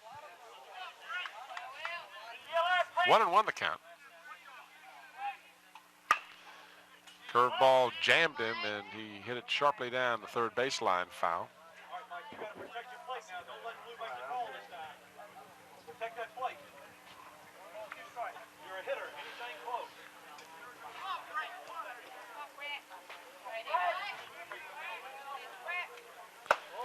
Ooh, that was a good-looking pitch. That ball was just off the plate. 2 and 2. And Brett put it right where the catcher had his mitt. He said, put it here, and he did. It was just off the plate, as you said. Curveball hit down the first baseline, foul. Count stays at 2-2 with one away. Bottom half of the fifth inning. Bruins leading by one after having led 5-0.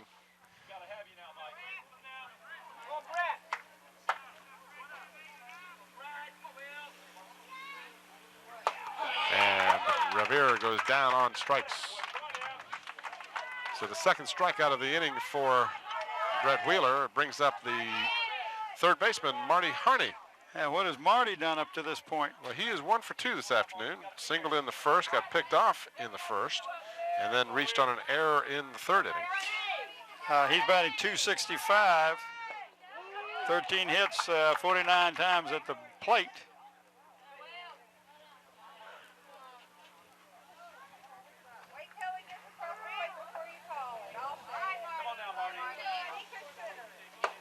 Swing and a miss. So Wheeler quickly ahead on the count, 0-2. That was inside, high and inside, and it seems like that pitch the Bruins are going for. Well, he's got such a good curveball that you think it's going to curve, but it doesn't. It stays on the inside play. That's what makes his pitching so effective. He has great movement on the ball. This one, again, the waist pitch, if you will, as the catcher lined up well off the strike zone, trying to get the batter behind on the count. Well, he's swinging a bad pitch. And the catcher, Clark, is still on the outside part of the plate. Wheeler comes the ball inside. Was inside. Yep. 2-2.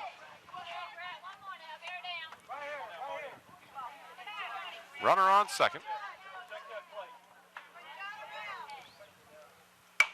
This one's popped up to the right side. David Denton in foul territory makes the catch for the third out. So after allowing a base on balls, the Warriors tighten up on defense. And after 5 full innings of play, it's 5 hits and 5 runs for the Warriors, and 4 hits and 4 runs for the Bruins, rather. 5 hits and 5 runs. The Warriors 4 hits and 4 runs unofficially. We don't know what the official scoring is for this ball game. We know who it isn't. That's right. To watch this last strikeout, good camera work, I tell you. Our camera people are just doing an outstanding job.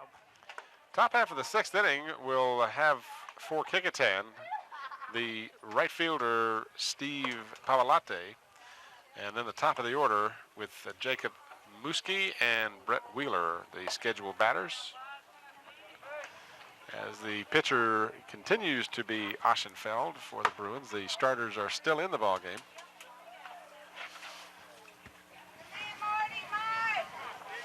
Tell you, find out a little bit about this young man. Steve, he didn't make the team last year, but he said, but he worked hard during the winter. He came back out this year. He's a very hard worker. He's filled in for Belanchon, and runs very well. He's a great defensive ball player.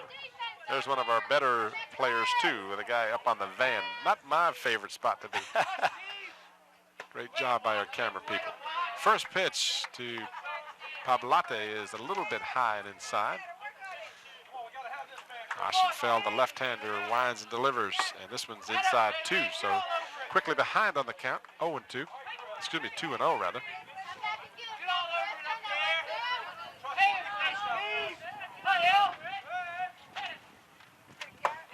And that one's a little high also, so 3-0 the count. Well, you can almost bet he's going to be taken. Oh, yeah, you're down by a run. You've got to take 3-0. And he draws the walk on 4 straight pitches. So the Warriors have the tying run on first base. And Bouchard is going to go out and talk to Chris and have a little conference out there. And that's not a bad move to do. Maybe you need to settle him down a little bit. See how his arm's feeling. Check with the catcher, get a feeling where the ball's coming in, if he's hitting the zones that you want him in, and those sort of things.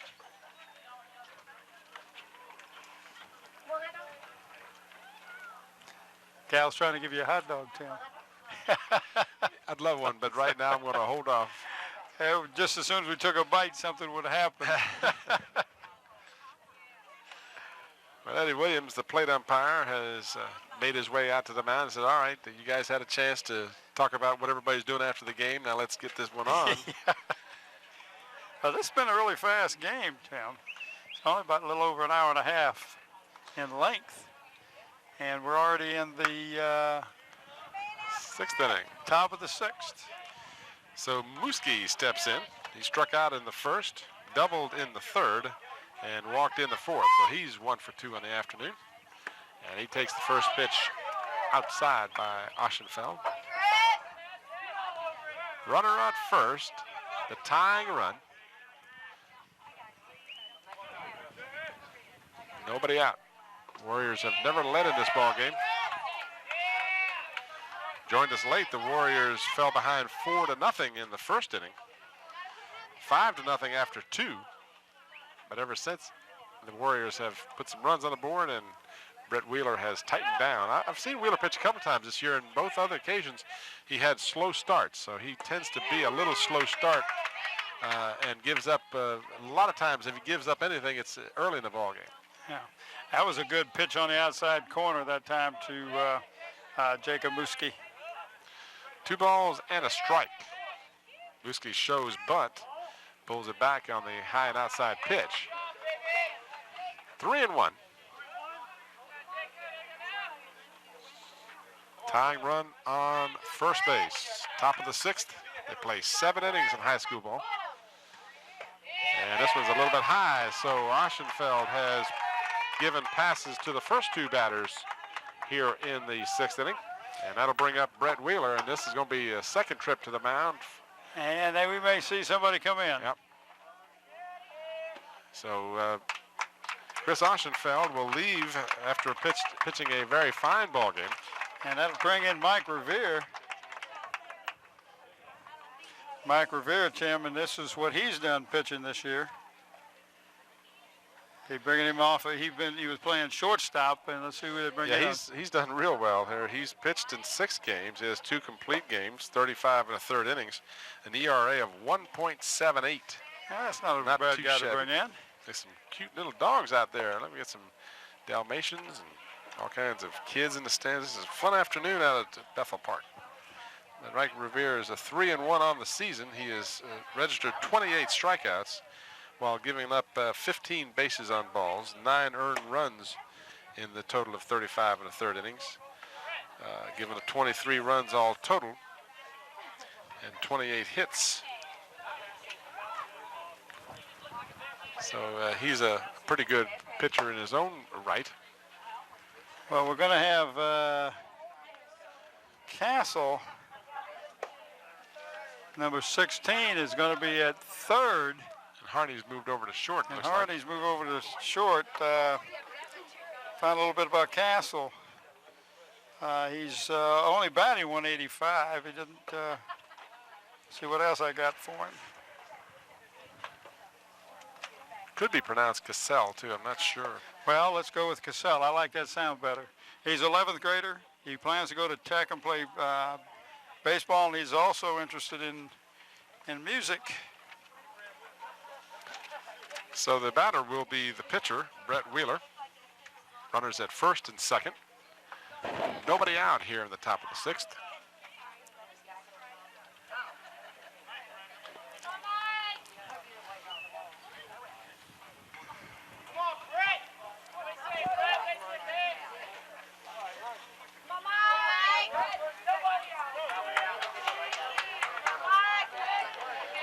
Wheeler on the afternoon has a single, reached on an error, and popped out to right field. So he is 1 for 3 this afternoon.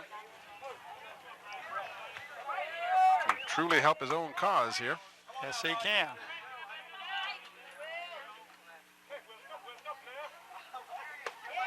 Revere's second pitch is a little bit high also. It's 2-0. And Revere definitely doesn't want to give another walk to these Warriors with nobody out. Infield playing in. And this is a strike called. And I think that was a take all the way. We want to see the young man. He's throwing 2 balls.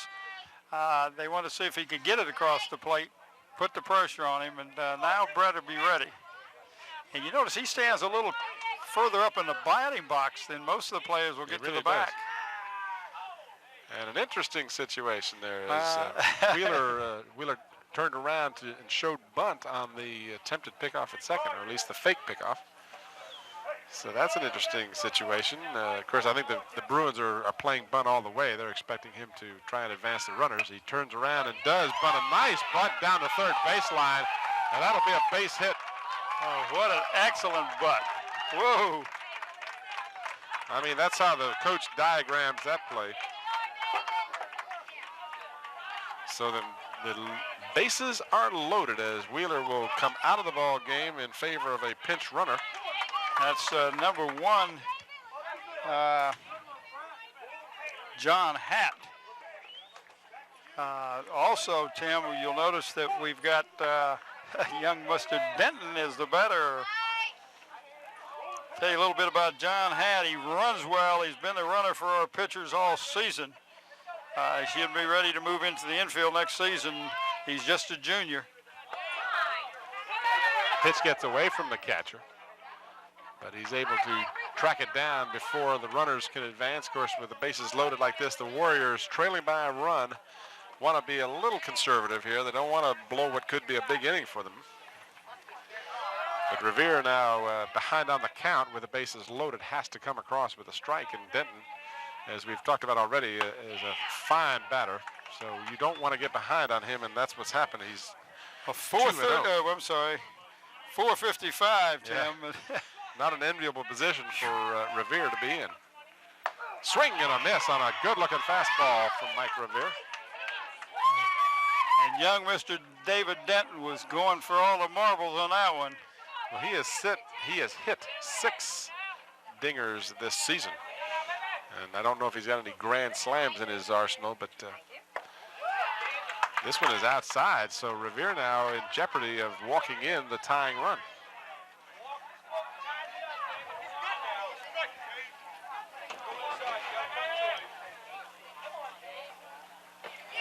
And he does just that as David Denton draws the walk. And the Warriors now have tied the ball game at 5. Steve Pavolate has scored, and now Macy Brooks will step to the plate with the sacks full. Young man is batting .407, has had 24 hits at 59 at the base at bats, and that's just prior to this game. So he is 1 for 2 on the afternoon. He struck out in the first, singled in the third, and then walked in the fourth. So he hadn't done anything to hurt his batting average. He sure hasn't. And takes the pitch for a ball inside. 1-1 the count. Still nobody out, and we have a tie ball game now here in the 6th. There is a big hole in left center. Brooks pops this one out of play.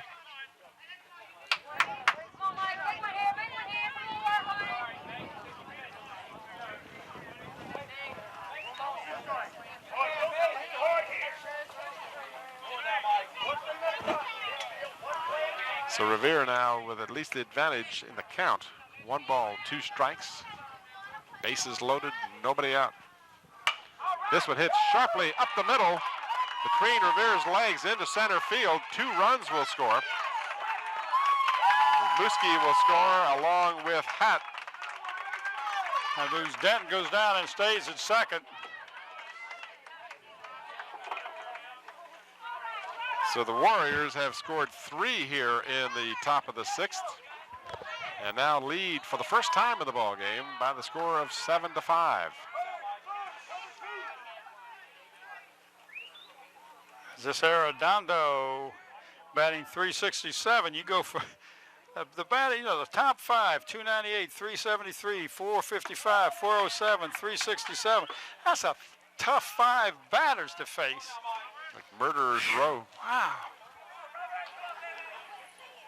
1 ball, no strikes to the batter. Hit to the shortstop. Fumbles it over to second, over to first. Got him for the double play. So the Bruins get a big double play from Arredondo. Tim, I can't emphasize enough the need of the first baseman to stretch as far as he can on that throw on that double play, because you really are taking a step to a step and a half away from the runner, and that's exactly what Chris Gaskell did down there on that double play. Here we watch the replay of that. As the first pitch to Richie Clark is a strike. Look at how he stretched. Oh, great camera work. Look at that. And I mean, that was close to almost pulling him off the bag. That was the only thing that was in question, and it was close enough they weren't going to not give them the out on that. It was a nice play. So the Bruins now have turned a couple of double plays. This one hits sharply to center field, but it will be caught for the third out. So the rally is killed, but not before the Warriors score 3 times to take the lead 7-5 after 5.5 innings. The Warriors had a walk, had 2 walks actually, and they had 3 walks. I'll get it right yet. 3 walks and 2 hits. And one of the runs was walked in. Yep. So after 5.5 now, it's 7-5 in favor of the Kecoughtan Warriors. And Brett Wheeler has been really tough on the Bruins ever since the second inning. He has not allowed a hit nor a run since the second. Well, he hasn't allowed many base runners either, has he, since the second? I'm trying to look at your sheet over there. It doesn't look like he's had, but what, 1, 2? Yep. 2 runners since the second run. We come up with Chris Gaskell as the young man who will be starting this inning off. His batting, not a very good average for Chris, 177. But if he can just start hitting the ball where somebody isn't. Yes. That's the secret to this game, You got that right. Little Chris Gaskell will lead off, and then Justin Burns and Paul Keithley will be scheduled up behind him as we move to the bottom half of the 6th inning. Of course, the Bruins, being the home team, will get the last bat should they need it.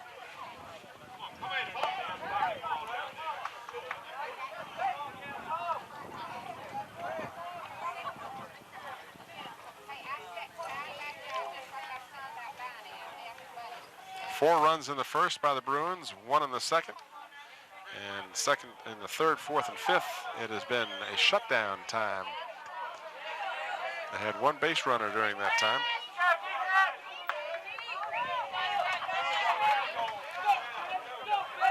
Chris Gaskell 0 for 2 on the afternoon.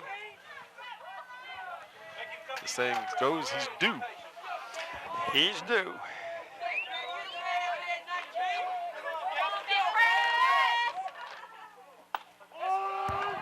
On the corner for a strike.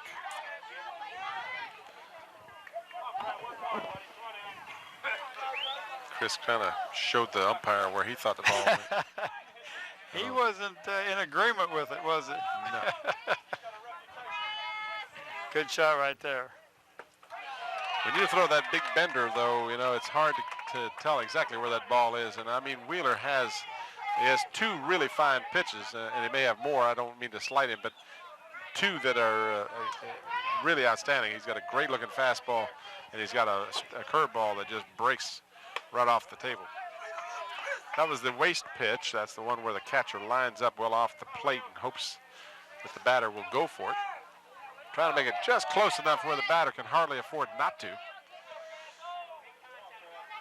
Wheeler has such good control. He didn't start out this game that way, but he certainly has finished it that way. Strike 3 called to Gaskell.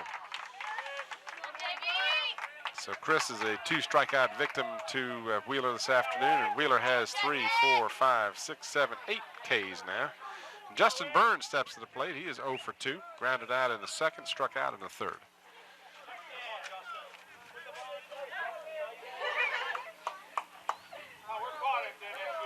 He'll be followed by Paul Keithley.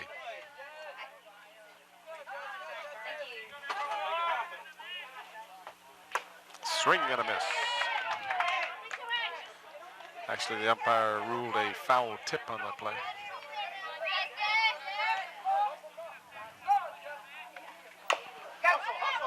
Foul down the third baseline. And Burns quickly behind Wheeler 0-2.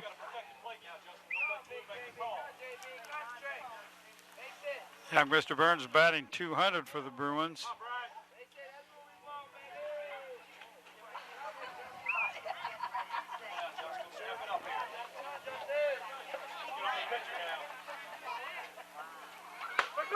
And Wheeler with his second strikeout. Tim, he is owning that outside corner on that right-handed batter. Just getting the corner, and he did the same thing on Chris Gaskell. So the number 9 batter, Paul Keithley, will step in. 2 outs here in the bottom half of the 6th. Paul's batting .238. And Wheeler has found the range as he is just throwing strike after strike here. Curveball's a little bit high. Yes, a little inside too, Tim. That was a good-looking pitch.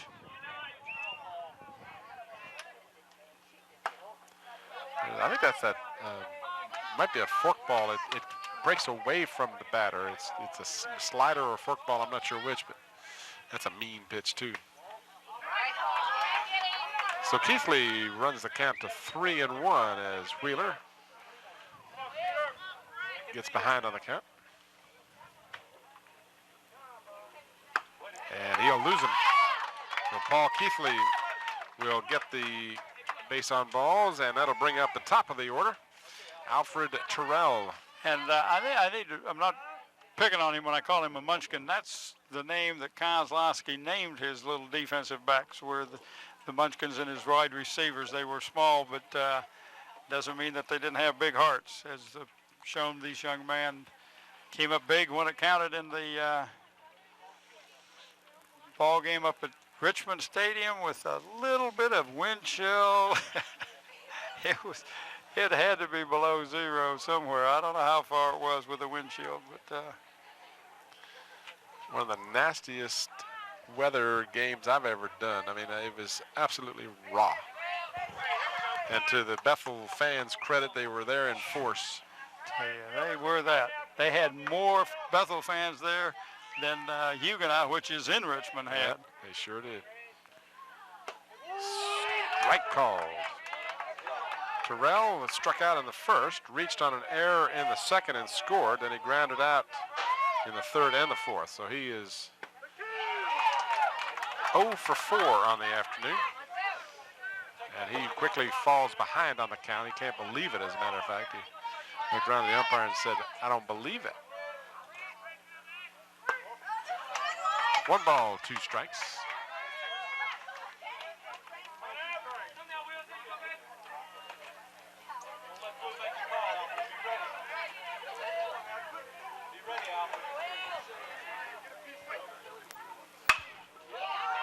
Center field, not too deep, and the third out of the inning.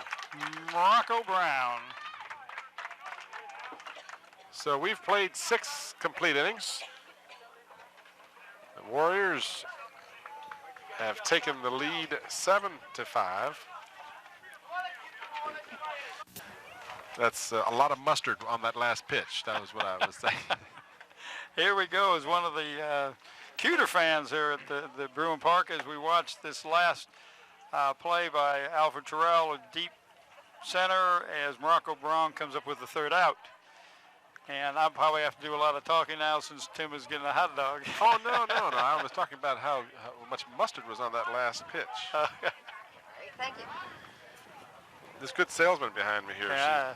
She could see you were drooling, Tim. And she was also cooking them real close to you and got the wind blowing it towards you.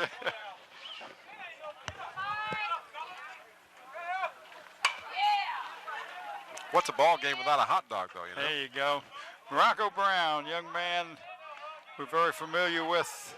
The batter fouls the first one out for strike 1. He is 0 for 2 on the afternoon. He walked in the second, popped out in the third, and again in the fifth. beats this one to the shortstop.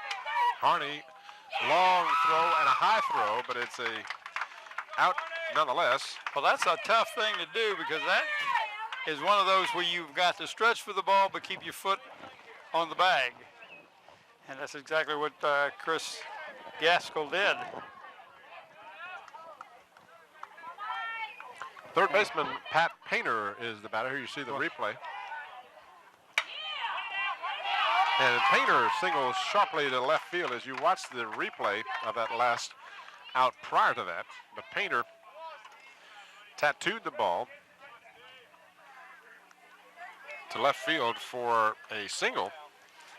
Well, he was 2 for 3 this afternoon. I talked to Pat yesterday over at the Phoebus Little League and told him, I said, we're doing the game tomorrow. And he says, oh, you are? And I said, yeah, I want to see a good game. And he's not disappointed me. Pitch from Revere is a strike for the batter, Steve Pavolotti. He walked the last inning and scored and grounded into a double play and grounded out 2 other times. Strike 2. Oh, right in there. Steve is batting .364, but he's only been at bat 11 times prior to this game.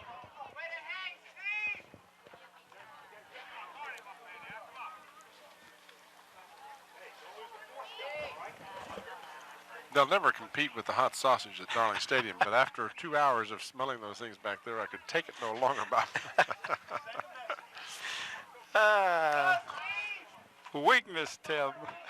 It's like going up to the bakery and standing around for an hour trying to smell the bakery and not buy one. And try to walk out there without buying something, yeah. 0-2 the count. Foul back. Oh. Flinch, major flinch. Hey, you got that right. I have to talk to Kaz about a couple of Barca loungers or something for the next game to sit down next time. Sit back and kick our feet up and really relax. In the dirt, good stop by the catcher.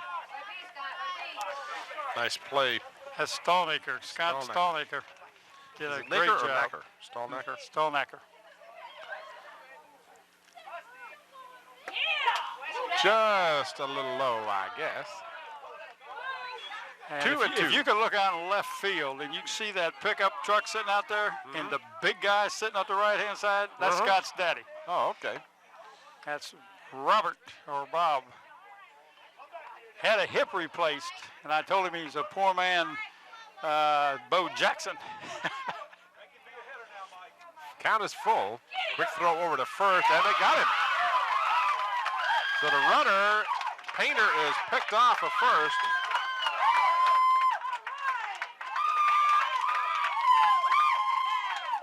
And that is a big second out. It really is.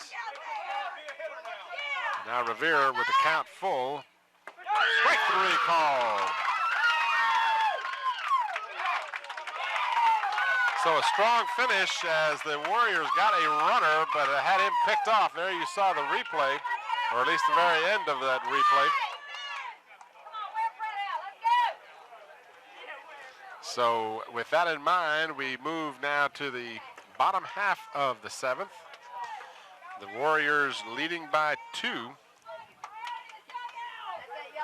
Let's see, here's the replay of the pickoff. I think we got it this time. You're going to see Revere from the stretch, spin and throw.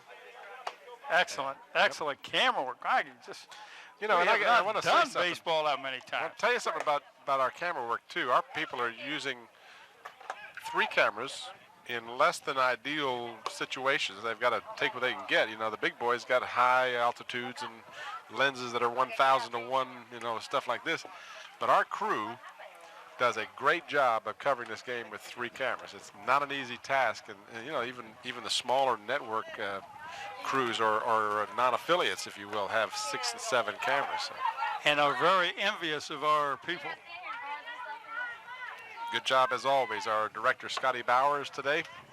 I guess Bev Penn is in the truck. Is she? No, I think Bev is at the studio because it's Homework 2000 tonight, Oh, and okay. I haven't seen Bev. If she's here, I haven't seen her. But Well, someone's done a great job on the graphics, keeping us up that to could date. be Jerome. Maybe. And At any rate. of course, we've got our 3 camera people, Hooker and Baton and Bell, and then Alan Parker doing the instant replay. Alan Parker. He was out here early, pulling cord and sweating. All right, bottom half of the 7th inning. And the leadoff batter is Ryan Day, the right fielder. 304. Base on balls, 1 for 2, a single and a ground out. In the dirt. The crowd trying to rattle Mr. Wheeler a bit. They're trying to pump up the Bruins a wee bit because they've got to get at least 2 to tie and 3 to shut it out.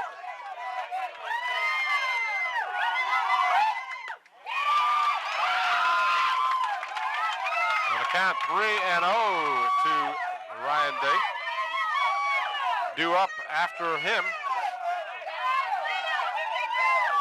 is Chris Oschenfeld. There's your strike. And then Scott Stallnacker. The 3 batters due up here in the inning. Wheeler delivers strike 2. So after falling behind 3-0 to the batter, Wheeler comes back with 2 consecutive strikes. And the count runs full. Hit to the shortstop. Long throw, and it's not in time. Denton couldn't hold on to it. And that ball took a little funny bounce. The shortstop did a great job. Who's that shortstop for the Bruins? I mean, for the Warriors. That's find my list here in a minute. But anyway, he did a great job of. That's Justin Burns, I think, isn't it? Yeah. No, No. team. Jacob, Arendano. The ball took a funny hop. He still came up with it, and that may have affected the throw. Yeah. But he did a great job of adjusting to that ball coming off of the grass on the infield. Made a real funny jump. But that gives him a break on the errant throw. Gives the Bruins a man on first.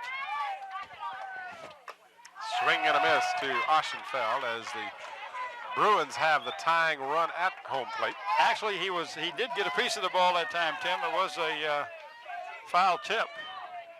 Runner on first. Curveball. Oh, we call that a strike. That pitch was a little bit off the plate, at least from my perspective. And to the umpire's credit, he's closer than I am. Brett wasn't happy with it. Fouled out of play. 0-2 the count. Nobody out here in the bottom half of the 7th inning. The Bruins need 2 to tie.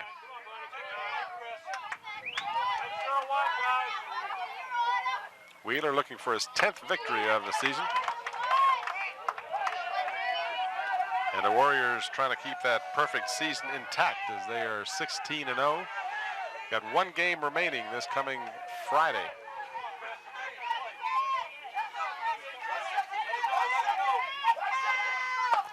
Swing and a miss. So Chris Oschenfeld is a strikeout victim. Tim, the finals in the district tournament. The finals of the district tournament are Saturday week. The semis are Friday. The quarterfinals are Wednesday, if that'll help you. 10 Ks in the ball game for Brett Wheeler. Hanging curveball for a ball. 1-1 the count, 1 out.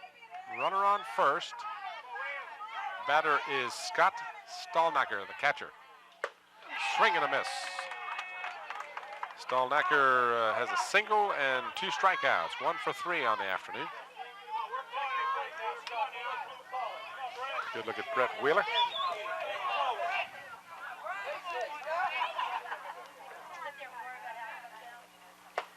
Swing and a miss. So Wheeler now with 11 strikeouts unofficially.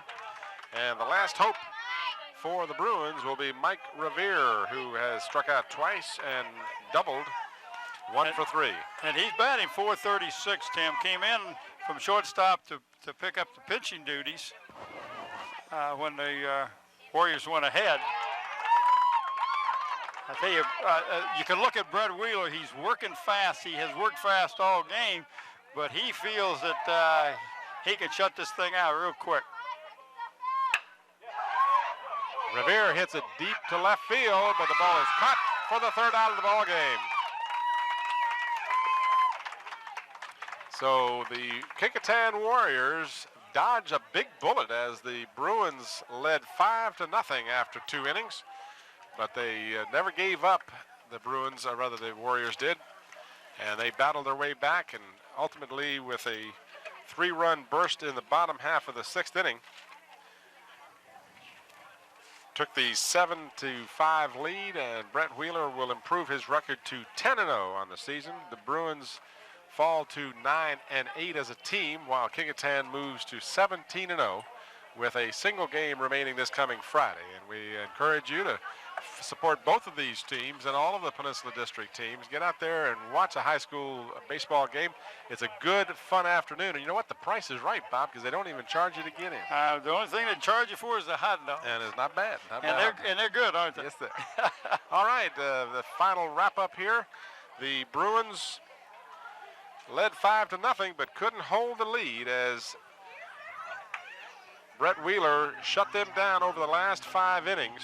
And the final score, Kecoughtan 7, the Bethel Bruins 5. For Bob Hintz from Bethel Park, this is Tim Cole. Thanks for watching. Good afternoon, everybody.